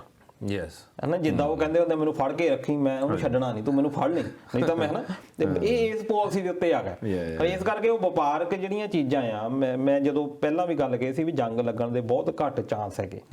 ਜੇ ਪਾਕਿਸਤਾਨ ਨਾ ਹੁੰਦੇ ਸ਼ਾਇਦ ਵੱਧ ਜਾਂਦੇ। ਉਹਦਾ ਕਾਰਨ ਇਹ ਵੱਖਰੀ ਆ, ਉਹਦਾ ਕਾਰਨ ਇਹ ਹੈਗਾ ਕਿ ਸਾਨੂੰ ਪਤਾ ਕਿ ਇੱਕ ਤਾਂ ਉਹ ਕਮਜ਼ੋਰ ਆ ਸਾਡੇ ਨਾਲ, ਦੂਜੀ ਗੱਲ ਇਹ ਆ ਕਿ ਰਾਜਨੀਤਿਕ ਲੋਕਾਂ ਨੂੰ ਫਾਇਦਾ ਆਪਣਾ ਦੇਖਣਾ ਹੁੰਦਾ ਕਿ ਸਾਡਾ ਇਹਦੇ ਵਿੱਚ ਨੁਕਸਾਨ ਹੈ ਜਾਂ ਨਹੀਂ। ਕੁਝ ਦੇਸ਼ਾਂ ਨੂੰ ਉਹਦੇ ਨਾਲ ਸਮੱਸਿਆ ਵੀ ਹੈਗੀ ਪਾਕਿਸਤਾਨ ਦੇ ਨਾਲ ਕਿ ਇਹ ਅੱਤਵਾਦ ਪੈਦਾ ਕਰ ਰਿਹਾ, ਇਜ਼ਰਾਈਲ ਵਰਗਾ ਦੇਸ਼ ਬੜਾ ਤੰਗ ਆ। ਪਰ ਚਾਈਨਾ ਦੇ ਮਾਮਲੇ ਵਿੱਚ ਕੁਝ ਹੋ ਰਿਹਾ, ਚਾਈਨਾ ਦੇ ਇੰਨੀ ਜ਼ਿਆਦਾ ਇਨਵੈਸਟਮੈਂਟ ਹੈ ਕਿ ਲੋਕ ਜਿਹੜੇ ਵਰਲਡ ਦੇ ਜਿਹੜੇ ਦੇਸ਼ ਆ ਉਹ ਪਹਿਲਾਂ ਸੋਚਣਗੇ ਕਿ ਅਸੀਂ ਇੰਡੀਆ ਦੇ ਹੱਕ ਵਿੱਚ ਖੜਨਾ ਜਾਂ ਨਹੀਂ ਖੜਨਾ। ਇਸ ਕਰਕੇ ਅਜੇ ਤਾਂ ਇਹਨਾਂ ਦਾ ਜ਼ੋਰ ਇਹੀ ਹੈ ਕਿ ਦੇਖੋ, ਵਾਚ ਕਰੋ। ਚਾਈਨਾ ਦੀ ਵੀ ਇਹੀ ਹੈਗੀ ਨੀਤੀ ਕਿ ਅਸੀਂ ਆਪ ਸੰਬੰਧ ਜਿਹੜੇ ਸੁਧਾਰ ਲੈਣੇ, ਉਹ ਇੱਕ ਦੂਜੇ ਨੂੰ ਡਰਾਈ ਰਹੇ ਆ। ਪਰ ਇਹ ਜਿਹੜੇ ਵਪਾਰਕ ਸੰਬੰਧ ਆ, ਇਹਨਾਂ ਨੇ ਇੱਕ ਨਵੀਂ ਦਿਸ਼ਾ ਦੇਣੀ ਹੈ। ਪਲਵੀ ਜੋਸ਼ੀ ਜੀ ਕਹਿ ਰਹੇ ਨੇ ਕਿ ਚਾਈਨਾ ਆਪਣੇ ਇੰਡੀਆ ਵਾਲਿਆਂ ਨੂੰ ਹੁਣ ਆਪਣੀ ਟਿਕਟੌਕ 2 ਬਣਾ ਲੈਣੀ ਚਾਹੀਦੀ, ਪਰ ਜਦੋਂ ਆਪਾਂ ਜ਼ਿਕਰ ਕਰ ਹੀ ਰਹੇ ਕਿ ਮੇਰੇ ਖਿਆਲ ਹਜੇ ਆਰਜੀ ਤੌਰ ਤੇ ਉਹਨਾਂ ਨੇ ਬੈਨ ਲਾਇਆ। ਨਹੀਂ, ਦੇਖੋ ਇੰਡੀਆ ਦੀ ਇੱਕ ਹੋਰ ਐਪ ਹੈਗੀ ਆ, ਸਾਨੂੰ ਐਪ ਸਾਰੀਆਂ ਹੈਗੀਆਂ, ਪਰ ਉਹ ਜਿੱਦਾਂ ਕਹਿ ਲਓ ਕਿ ਸਾਨੂੰ ਚਾਈਨਾ ਦੇ ਉੱਤੇ ਜ਼ਿਆਦਾ ਬਲੀਵ ਹੈ। ਇੱਕ ਬੋਲੋ ਇੰਡੀਆ ਦੀ ਐਪ ਹੈਗੀ ਆ, ਉਹਨਾਂ ਦਾ ਮੈਂ ਬਿਆਨ ਪੜ੍ਹ ਰਿਹਾ ਸੀ, ਉਹ ਕਹਿੰਦੇ ਵੀ ਸਾਨੂੰ ਬੜੇ ਹੁਣ ਮੌਕੇ ਆ, ਇੰਡੀਅਨ ਕੰਪਨੀ ਖੁਸ਼ ਬਹੁਤ ਆ। ਪਰ ਇਹ ਹੈ ਕਿ ਕੀ ਤੁਸੀਂ ਉਹੋ ਜਿਹੀਆਂ ਸੁਵਿਧਾਵਾਂ ਜਿਹੋ ਜਿਹੀਆਂ ਉਹ ਦੇ ਰਹੇ ਆ, ਕੀ ਤੁਸੀਂ ਦੇ ਪਾਓਗੇ? ਕਿਉਂਕਿ ਚਾਈਨੀਜ਼ ਮੰਨੇ ਜਾਂਦੇ ਆ ਵੀ ਉਹ ਇੱਕ ਵਾਰੀ ਚੀਜ਼ ਕਿਸੇ ਨੂੰ ਦੇਖ ਲੈਂਦੇ, ਉਹਦੀ ਕਾਪੀ ਪੇਸਟ ਨਾਲ ਹੀ ਕਰ ਦਿੰਦੇ। ਈਵਨ ਕਿ ਉਹਨਾਂ ਨੇ ਅਮਰੀਕਾ ਤੋਂ ਜਾਂ ਹੋਰ ਦੇਸ਼ਾਂ ਦੇ ਕੋਲੋਂ, ਰਸ਼ੀਆ ਤੋਂ ਇੱਕ ਉਹਨਾਂ ਨੇ ਲੈ ਲਿਆ ਜਹਾਜ਼, ਲੈ ਲਿਆ, ਹੂਬਹੂ ਉਹੀ ਬਣਾ ਦਿੱਤਾ। ਜਦ ਕਿ ਇਹ ਐਗਰੀਮੈਂਟ ਹੁੰਦਾ ਕਿ ਤੁਸੀਂ ਬਣਾ ਨਹੀਂ ਸਕਦੇ, ਉਹਦੇ ਜਿਹੜੇ ਸਪੇਅਰ ਪਾਰਟ ਆ ਜਿਸ ਦੇਸ਼ ਤੋਂ ਤੁਸੀਂ ਹਥਿਆਰ ਖਰੀਦਦੇ ਆ ਉੱਥੋਂ ਲੈਣੇ ਪੈਣੇ ਆ। ਪਰ ਉਹ ਇਸ ਪਾਬੰਦੀ ਨੂੰ ਝੱਟ ਤੋੜ ਦਿੰਦੇ ਆ। ਉਹ ਆਪਣੇ ਇਹ ਆ ਕਿ ਜਿਹੜੀ ਚੀਜ਼ ਇੱਕ ਵਾਰੀ ਉਹਨਾਂ ਦੇ ਕੋਲ ਜਾਂਦੀ, ਇਸੇ ਕਰਕੇ ਕੋਈ ਵੀ ਦੇਸ਼ ਆਨਾਕਾਨੀ ਕਰਦਾ, ਉਹਨਾਂ ਨੂੰ ਕੋਈ ਵੇਚਦਾ ਨਹੀਂ ਹਥਿਆਰ ਚਾਈਨਾ ਨੂੰ, ਉਹ ਇਸੇ ਕਰਕੇ ਕਿ ਉਹ ਆਪਣਾ ਆਪ ਵਿਕਸਿਤ ਕਰ ਲੈਂਦੇ ਆ। ਪਰ ਕੀ ਅਸੀਂ ਤਾਂ ਇਸ ਗੱਲੋਂ ਨਲਾਇਕ ਆ ਨਾ, ਅਸੀਂ ਕੋਈ ਵੀ ਚੀਜ਼ ਨੂੰ ਇੰਪਰੂਵ ਨਹੀਂ ਕਰ ਸਕਦੇ। ਹੁਣ ਵੀ ਇਹ ਟਿਕਟੌਕ ਦੇ ਉੱਤੇ ਬੈਨ ਲੱਗਾ, ਪਰ ਤੁਸੀਂ ਆਉਣ ਵਾਲੇ ਵੇਲਿਆਂ ਦੇ ਵਿੱਚ ਦੇਖੋ ਕਿ ਜੇ ਇੰਡੀਆ ਨੇ ਨਾ ਕੰਪੀਟ ਕੀਤਾ, ਕਿਉਂਕਿ ਇੱਕ ਖਲਾ ਤਾਂ ਹੈ ਨਾ, ਲੋਕਾਂ ਦੀ ਇੱਕ ਲੋੜ ਤਾਂ ਬਣ ਗਈ ਨਾ ਟਿਕਟੌਕ, ਜਿਹੜੇ ਆ ਇੰਨੇ ਗਵਈਏ ਆ, ਇੰਨੇ ਆ ਜਿਹੜੇ ਨਚਾਰ ਆ, ਸੋਰਟ ਆਫ ਨਸ਼ਾ ਹੀ ਆ, ਨਸ਼ਾ ਛੱਡਣਾ ਤੇ ਚਾਹ ਛੱਡਣੀ ਔਖੀ ਹੋ ਜਾਂਦੀ ਹੈ। ਕਲਾ ਕਿੱਥੇ ਦਿਖਾਉਣੀ ਆ? ਕਿਉਂਕਿ ਜਿਹੜੇ ਬੰਦੇ ਕਦੀ ਸੋਚਿਆ ਹੀ ਨਹੀਂ ਸੀ ਵੀ ਮੇਰੇ ਵਿੱਚ ਵੀ ਕੋਈ ਕਲਾ, ਟਿਕਟੌਕ ਦੇ ਮਾਧਿਅਮ ਦੇ ਨਾਲ ਉਹ ਵੀ ਆਏ ਆ। ਕਈ ਲੋਕਾਂ ਸੱਸ ਨੂੰਹ ਦੀ ਲੜਾਈ ਵੀ ਉਹਨੇ ਵੀ ਉਹਦੇ ਉੱਤੇ ਚਲਾਈ ਆ। ਹੁਣ ਉਹਦੇ ਲਈ ਨਾਲ ਦੀ ਨਾਲ ਕੱਲਾ ਇੰਡੀਆ ਹੀ ਨਹੀਂ, ਅਮਰੀਕਾ ਦੀ ਬਹੁਤ ਵੱਡੀ ਨਜ਼ਰ ਆ, ਕਿਉਂਕਿ ਸਭ ਤੋਂ ਵੱਡੀ ਮੰਡੀ ਇਸ ਵੇਲੇ ਇੰਡੀਆ, ਤੇ ਉਹ ਅਮਰੀਕਾ ਦੀ ਪੂਰੀ ਨਜ਼ਰ ਆ। ਉਹਨਾਂ ਨੇ ਇੰਡੀਆ ਦੇ ਕੁਝ ਕਾਰਨ ਤੋਂ ਪਹਿਲਾਂ ਹੀ ਖਲਾ ਜਿਹੜਾ ਆ ਪੂਰਾ ਕਰ ਦੇਣਾ, ਆਪਣੀ ਕੋਈ ਨਾ ਕੋਈ ਚੀਜ਼ ਇੱਥੇ ਲਿਆ ਕੇ ਪਾ ਦੇਣੀ ਆ, ਤੇ ਦੇਖਦੇ ਆ। ਪਰ ਇਸ ਤੋਂ ਪਹਿਲਾਂ ਹੋ ਸਕਦਾ ਕਿ ਚਾਈਨੀਜ਼ ਇਸ ਗੱਲ ਨੂੰ ਹੋਰ ਐਗਰੀਮੈਂਟ ਕੋਈ ਨਾ ਕੋਈ ਲੈਣ। ਸਿਰਫ ਅਜੇ ਧਮਕਾਉਣ ਵਾਲੀਆਂ ਗੱਲਾਂ ਆ, ਸਥਾਈ ਪਾਬੰਦੀ ਨਹੀਂ ਹੈਗੀ। ਤੇ ਹਰਦੀਪ ਸਿੰਘ ਜੀ, ਪਰਮਿੰਦਰ ਸਿੰਘ ਸੰਧੂ, ਜਗਸੀਰ ਧਾਲੀਵਾਲ, ਤਜਿੰਦਰ ਸਿੰਘ, ਸਾਰੇ ਪ੍ਰੋਗਰਾਮ ਨੂੰ ਤੁਸੀਂ ਪਸੰਦ ਕਰ ਰਹੇ ਹੋ, ਬਹੁਤ ਬਹੁਤ ਧੰਨਵਾਦ ਵੀਰ ਜੀ ਤੁਹਾਡਾ। ਤੇ ਦਲੀਲ ਜੀ, ਜਦੋਂ ਆਪਾਂ ਟਿਕਟੌਕ ਦੀ ਗੱਲ ਕੀਤੀ ਹੈ ਨਾ, ਕਿ ਮੇਰੇ ਚੱਲਦੇ ਦਿਮਾਗ 'ਚ ਗੱਲ ਆਈ ਵੀ ਟਿਕਟੌਕ ਤਾਂ ਠੀਕ ਹੈ ਬੈਨ ਕਰਤੀ ਗਈ, ਆਪਣੀਆਂ ਸਿਕਿਉਰਿਟੀ ਦਾ ਮਸਲਾ ਜਾਂ ਵੀ ਉਹਨਾਂ ਨੂੰ ਸਾਡੇ ਬਾਰੇ ਪਤਾ ਲੱਗ ਰਿਹਾ ਹੈ ਨਾ, ਪਰ ਜਿਵੇਂ ਹੁਣ ਜੋ ਵੀ ਚਾਈਨਾ ਦੇ ਉੱਥੇ ਭਾਰਤ ਤੇ ਚਾਈਨਾ ਦੇ ਬਾਰਡਰ ਤੇ ਉੱਥੇ ਹੋ ਰਿਹਾ, ਜਿਹੜਾ ਆਪਣਾ ਨੈਸ਼ਨਲ ਮੀਡੀਆ ਆ, ਵੈਸੇ ਤਾਂ ਚਲੋ ਠੀਕ ਹੈ ਸੈਟੇਲਾਈਟ ਲੱਗੀ ਆ, ਸੈਟੇਲਾਈਟ ਦੇ ਰਾਹੀਂ ਵੀ ਸਾਰਾ ਕੁਝ ਇੱਕ ਦੂਜੇ ਦੇਸ਼ ਨੂੰ ਪਤਾ ਲੱਗਦਾ ਰਹਿੰਦਾ, ਪਰ ਮੈਂ ਦੇਖ ਰਿਹਾ ਜਿਹੜਾ ਆਪਣਾ ਨੈਸ਼ਨਲ ਮੀਡੀਆ ਉਹ ਉੱਥੇ ਜਾ ਕੇ ਆ ਸਾਰਾ ਕੁਝ ਲਾਈਵ ਦਿਖਾ ਰਹੇ, ਦੂਰੋਂ ਦੱਸ ਰਹੇ, ਤੇ ਉਹ ਨਹੀਂ ਹੈ ਥੋੜਾ ਜਿਹਾ ਸਿਕਿਉਰਿਟੀ ਦਾ ਖਤਰਾ ਕਿ ਚਾਈਨਾ 'ਚ ਜਿਹੜੇ ਟੀਵੀ ਚੱਲਦੇ ਉਹਨਾਂ ਦੇ ਤਾਂ ਸੈਟੇਲਾਈਟ ਹੈਗੇ, ਉਹ ਵੀ ਤਾਂ ਸਾਡੇ ਟੀਵੀ ਦੇਖ ਹੀ ਰਹੇ ਹੋਣਗੇ ਵੀ ਇਹਨਾਂ ਦੇ ਪੱਤਰਕਾਰ ਕੀ ਦੱਸ ਰਹੇ, ਉੱਧਰ ਦੀ ਕੀ ਜਾਣਕਾਰੀ ਦੇ ਰਹੇ। ਚਾਈਨਾ ਸਾਡੇ ਟੀਵੀ ਨਹੀਂ ਦੇਖਦੇ ਕਿਉਂਕਿ ਉਹਨਾਂ ਨੇ ਬੈਨ ਲਾਤਾ ਆਪਣੇ ਟੀਵੀਆਂ ਤੇ, ਉਹਨਾਂ ਨੂੰ ਪਤਾ ਆ ਵੀ ਇਹ ਗਲਤ ਹੀ ਦੱਸਦੇ ਹੁੰਦੇ ਆ। ਜਦੋਂ ਦਾ ਰੌਲਾ ਪਿਆ ਆ, ਠੀਕ ਹੈ, ਤੇ ਕਿਉਂਕਿ ਅਜੇ ਤੱਕ ਉਹਨਾਂ ਦਾ ਤਾਂ ਕੋਈ ਆਫੀਸ਼ੀਅਲੀ ਆਇਆ ਹੀ ਨਹੀਂ ਬਿਆਨ ਕਿ ਸਾਡੇ ਕਿੰਨੇ ਬੰਦੇ ਮਰੇ ਆ। ਠੀਕ ਹੈ, ਅਮਰੀਕਾ ਨੇ ਸਭ ਤੋਂ ਪਹਿਲਾਂ ਕਿਹਾ ਕਿ ਉਹਨਾਂ ਦਾ ਵੀ ਨੁਕਸਾਨ ਹੋਇਆ, ਇਹ ਸਭ ਤੋਂ ਪਹਿਲਾਂ ਅਮਰੀਕਾ ਨੇ ਕਿਹਾ, ਉਹਨੇ ਆਪਣੇ ਸੈਟੇਲਾਈਟ ਤੋਂ ਦੱਸਿਆ ਕਿਉਂਕਿ ਸਭ ਤੋਂ ਬੈਟਰ ਤਾਂ ਉਹਨਾਂ ਕੋਲ ਹੀ ਆ। ਫਿਰ ਉਸ ਤੋਂ ਬਾਅਦ ਸਾਡੇ ਮੀਡੀਆ ਨੇ, ਇਹ ਪਤਾ ਨਹੀਂ ਇਹਨਾਂ ਨੂੰ ਕਿੱਥੋਂ ਪਤਾ ਲੱਗਾ ਕਿ 40 ਬੰਦੇ ਉਹਨਾਂ ਦੇ ਮਰੇ ਆ। ਇਹਨਾਂ ਨੇ ਬਹੁਤ ਵਧਾ ਚੜਾ, ਕਿਉਂਕਿ ਚਾਈਨਾ ਕਦੀ ਵੀ ਆਪਣੀ ਜੰਗ ਦੇ ਵਿੱਚ ਨੁਕਸਾਨ ਨਹੀਂ ਦੱਸਦਾ, ਉਹ ਉਹਨਾਂ ਦੇ ਬੰਦੇ ਹੋ ਸਕਦਾ 80 ਵੀ ਮਰੇ ਹੋਣ, ਉਹਨੇ ਕਦੀ ਦੱਸਣਾ ਨਹੀਂ ਨਾ। ਉੱਥੇ ਦੇ ਲੋਕਾਂ ਦੇ ਵਿੱਚ ਇਹ ਹੈਗਾ ਕਿ ਸਾਡੇ ਵਾਂਗੂ ਹਰ ਕੋਈ ਬੰਦਾ ਟਿਕਟੌਕ ਦੇ ਉੱਤੇ ਬਣਾਈ ਤੇ ਲੋਕਾਂ ਦੇ ਕਰ ਦਿੱਤੀ, ਉੱਥੇ ਕੋਈ ਨਹੀਂ ਬੰਦਾ ਬੋਲ ਸਕਦਾ। ਉੱਥੇ ਸਿਰਫ ਜਿਹੜਾ ਗਲੋਬਲ ਟਾਈਮਸ ਆ ਉਹ ਬੋਲੂਗਾ, ਜਾਂ ਜਿਹੜੀਆਂ ਸਰਕਾਰ ਤੋਂ ਕੁਝ ਮਾਨਤਾ ਪ੍ਰਾਪਤ ਅਖਬਾਰਾਂ ਜਾਂ ਟੀਵੀ ਹੈਗੇ ਆ ਉਹ ਬੋਲਣਗੇ। ਪਰ ਸਾਡੇ ਕੰਪੀਟੀਸ਼ਨ ਬਹੁਤ ਹੈ ਅਜੇ ਭਾਜੀ। ਹੁਣ ਅਸੀਂ ਆਪਣੇ ਪ੍ਰੋਗਰਾਮ ਦੀ ਗੱਲ ਲਾ ਲਈਏ ਕਿ ਅਸੀਂ ਕੰਟੈਂਟ ਕੀ ਦੇ ਰਹੇ ਹਾਂ, ਕਿ ਉਹ ਲੋਕ ਜਿਹੜੇ ਸਾਨੂੰ ਦੇਖ ਰਹੇ ਆ ਕੀ ਉਹ ਇਹਦੇ ਆਦੀ ਆ। ਹੁਣ ਜਿੱਦਾਂ ਆਪਣੀਆਂ ਅੱਜ ਦੀਆਂ ਗੱਲਾਂ ਆ ਉਹ ਆਪਾਂ ਵਰਲਡ ਲੈਵਲ ਦੀਆਂ ਜ਼ਿਆਦਾ ਕੀਤੀਆਂ, ਆਪਾਂ ਇੰਡੀਆ ਲੋਕਲ ਲੈਵਲ ਦੀਆਂ ਨਹੀਂ ਇੰਨੀਆਂ ਕੀਤੀਆਂ। ਪਰ ਕੀ ਸਾਡੇ ਜਿਹੜੀ ਆਡੀਅנס ਆ ਜਾਂ ਸਾਡੇ ਜਿਹੜੇ ਦਰਸ਼ਕ ਆ ਕੀ ਉਹ ਇਹ ਗੱਲਾਂ ਪਸੰਦ ਕਰਦੇ ਆ? ਹੁਣ ਇਸ ਵੇਲੇ ਭਾਰਤ ਦੇ ਲੋਕਾਂ ਦੀ ਪਤਾ ਨਹੀਂ ਤਾਂ ਮਾਨਸਿਕਤਾ ਇਦਾਂ ਦੀ ਬਣਾ ਦਿੱਤੀ ਗਈ ਆ, ਸਾਡਾ ਸਿਲੇਬਸ ਇਦਾਂ ਦਾ ਬਣਾ ਦਿੱਤਾ ਗਿਆ ਕਿ ਸਾਡੇ ਲੋਕਾਂ ਨੂੰ ਰਾਸ਼ਟਰਵਾਦ ਦੀਆਂ ਗੱਲਾਂ ਪਸੰਦ ਹੀ ਬਹੁਤ ਨਹੀਂ ਆ। ਸਾਨੂੰ ਸਾਡੀ ਬੇਰੁਜ਼ਗਾਰੀ, ਸਾਡੀ ਭੁੱਖਮਰੀ, ਸਾਡੀ ਅਨਪੜ੍ਹਤਾ, ਸਾਡੀ ਗਰੀਬੀ ਸਭ ਕੁਝ ਇਹ ਭੁੱਲ ਜਾਂਦਾ ਜਦੋਂ ਗੱਲ ਕਰ ਦਿੰਦੀ ਆ ਵੀ ਲਓ ਜੀ ਭਾਰਤ ਨੇ ਪਾਕਿਸਤਾਨ ਨੂੰ ਦਬਲ ਲਿਆ। ਬਸ ਸਾਨੂੰ ਸਾਰੀਆਂ ਸਾਡੀਆਂ ਸਮੱਸਿਆਵਾਂ ਹੀ ਭੁੱਲ ਜਾਂਦੀਆਂ। ਮੀਡੀਆ ਨੂੰ ਇਹ ਗੱਲਾਂ ਪਤਾ ਆ ਕਿ ਸਾਡੇ ਵਿੱਚ ਕੰਪੀਟੀਸ਼ਨ ਬਹੁਤ ਆ, ਅਸੀਂ ਬਹੁਤ ਜ਼ਿਆਦਾ ਫੰਡ ਗਵਰਨਮੈਂਟ ਸਾਨੂੰ ਬੜਾ ਦੇ ਰਹੀ ਆ। ਗਵਰਨਮੈਂਟ ਦੀਆਂ ਜਿਹੜੀਆਂ ਇਸ਼ਤਿਹਾਰਬਾਜ਼ੀ ਆ ਜਾਂ ਗਵਰਨਮੈਂਟ ਵੱਲੋਂ ਜਿਹੜੀਆਂ ਸਕੀਮਸ ਆਉਂਦੀਆਂ ਅਸੀਂ ਉਹਨਾਂ ਦਾ ਫਾਇਦਾ ਕਿੱਦਾਂ ਲੈਣਾ ਆ ਜਾਂ ਅਸੀਂ ਆਪਣੇ ਨਿੱਜੀ ਕੰਮ ਕਿੱਦਾਂ ਕੱਢਣੇ ਆ।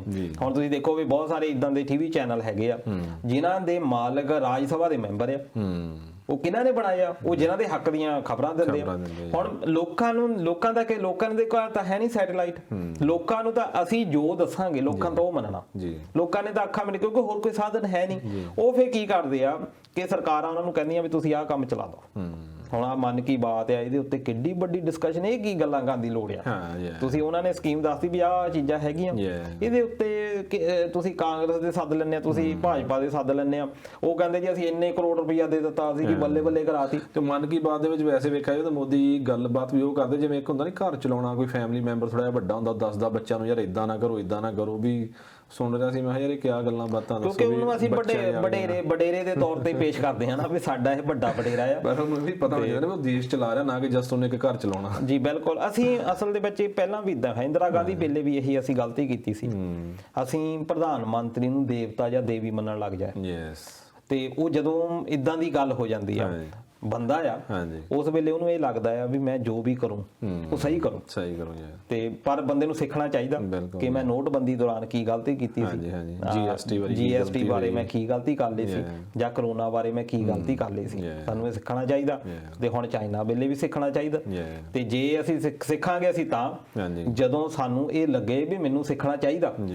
ਜਦੋਂ ਸਾਨੂੰ ਇਹ ਲੱਗਦਾ ਰਹੇ ਨਹੀਂ ਮੈਂ ਤਾਂ ਗਲਤੀ ਕਰਦਾ ਹੀ ਨਹੀਂ, ਕਿਉਂਕਿ ਮੈਨੂੰ ਤਾਂ ਲੋਕ ਕਹਿੰਦੇ ਆ ਤੂੰ ਤਾਂ ਗਲਤੀ ਕਰ ਹੀ ਨਹੀਂ ਸਕਦਾ, ਤੂੰ ਤਾਂ ਇਦਾਂ ਦਾ ਅਜਿਹੇ ਆ ਬੰਦਾ। ਇਹ ਸਾਡੇ ਵਿੱਚ ਤੇ ਨਾਰਥ ਕੋਰੀਆ ਵਿੱਚ ਫਰਕ ਹੀ ਰਹਿ ਗਿਆ। ਫਿਰ ਜਿੱਦਾਂ ਦਾ ਉਹ ਕਿਮ ਕੰਮ ਕਰਦਾ ਉਦਾਂ ਦਾ ਮੋਦੀ ਸਾਹਿਬ ਕਰਦੇ ਆ। ਫਿਰ ਅਸੀਂ ਡੈਮੋਕ੍ਰੈਟਿਕ ਹੈ ਨਹੀਂ। ਤੇ ਇਹ ਇਦਾਂ ਕਿਉਂ ਡੈਮੋਕ੍ਰੇਟਿਕ ਦਾ ਜਿਹੜਾ ਢਾਂਚਾ ਆ ਖਰਾਬ ਕੌਣ ਕਰ ਰਿਹਾ? ਉਹ ਇੰਡੀਆ ਦੇ ਲੋਕ ਕਰ ਰਹੇ ਆ। ਜਿਹੜੀ ਰਾਸ਼ਟਰਵਾਦ ਦੀ ਇੱਕ ਭਾਵਨਾ ਸਾਡੇ ਵਿੱਚ ਕੂਟ ਭਰ ਦਿੱਤੀ, ਉਹਦੇ ਨਾਲ ਸਾਡਾ ਨੁਕਸਾਨ ਹੀ ਹੋ ਰਿਹਾ। ਚਲੋ ਖੈਰ ਦੋਸਤੋ, ਉਮੀਦ ਕਰਦੇ ਹਾਂ ਕਿ ਜਿੱਦਾਂ ਕਹਿੰਦੇ ਇਨਸਾਨ ਗਲਤੀਆਂ ਦਾ ਪੁਤਲਾ, ਸਿੱਖਦਾ ਇਨਸਾਨ ਗਲਤੀ ਕਰਦਾ, ਪਰ ਜਦੋਂ ਇੱਕ ਅਸੀਂ ਅਹੁਦੇ ਤੇ ਬੈਠੇ ਹਾਂ, ਪ੍ਰਧਾਨ ਮੰਤਰੀ ਦੇ ਅਹੁਦੇ ਤੇ ਬੈਠੇ, ਉੱਥੇ ਉਮੀਦ ਦੇਸ਼ ਨਹੀਂ ਕਰ ਸਕਦਾ ਕਿ ਵਾਰ-ਵਾਰ ਅਸੀਂ ਗਲਤੀਆਂ ਕਰੀਏ ਤੇ ਵਾਰ-ਵਾਰ ਸਿੱਖੀਏ, ਤੇ ਨਾ ਹੀ ਵਾਰ-ਵਾਰ ਮੁੜ ਕੇ ਲੋਕ ਮੌਕਾ ਦਿੰਦੇ ਆ। ਤੇ ਦੋਸਤੋ, ਇਹ ਸੀਗੀਆਂ ਸਾਡੀਆਂ ਅੱਜ ਦੇ ਪ੍ਰੋਗਰਾਮ ਦੀਆਂ ਕੁਝ ਖਬਰਾਂ। ਉਮੀਦ ਕਰਦੇ ਹਾਂ ਕਿ ਤੁਹਾਨੂੰ ਜ਼ਰੂਰ ਪਸੰਦ ਆਈਆਂ ਹੋਣਗੀਆਂ। ਤੇ ਚਲਿਏ ਦਲਜੀਤ ਜੀ, ਤੁਸੀਂ ਆਏ, ਤੁਹਾਡਾ ਬਹੁਤ-ਬਹੁਤ ਧੰਨਵਾਦ। Thank you.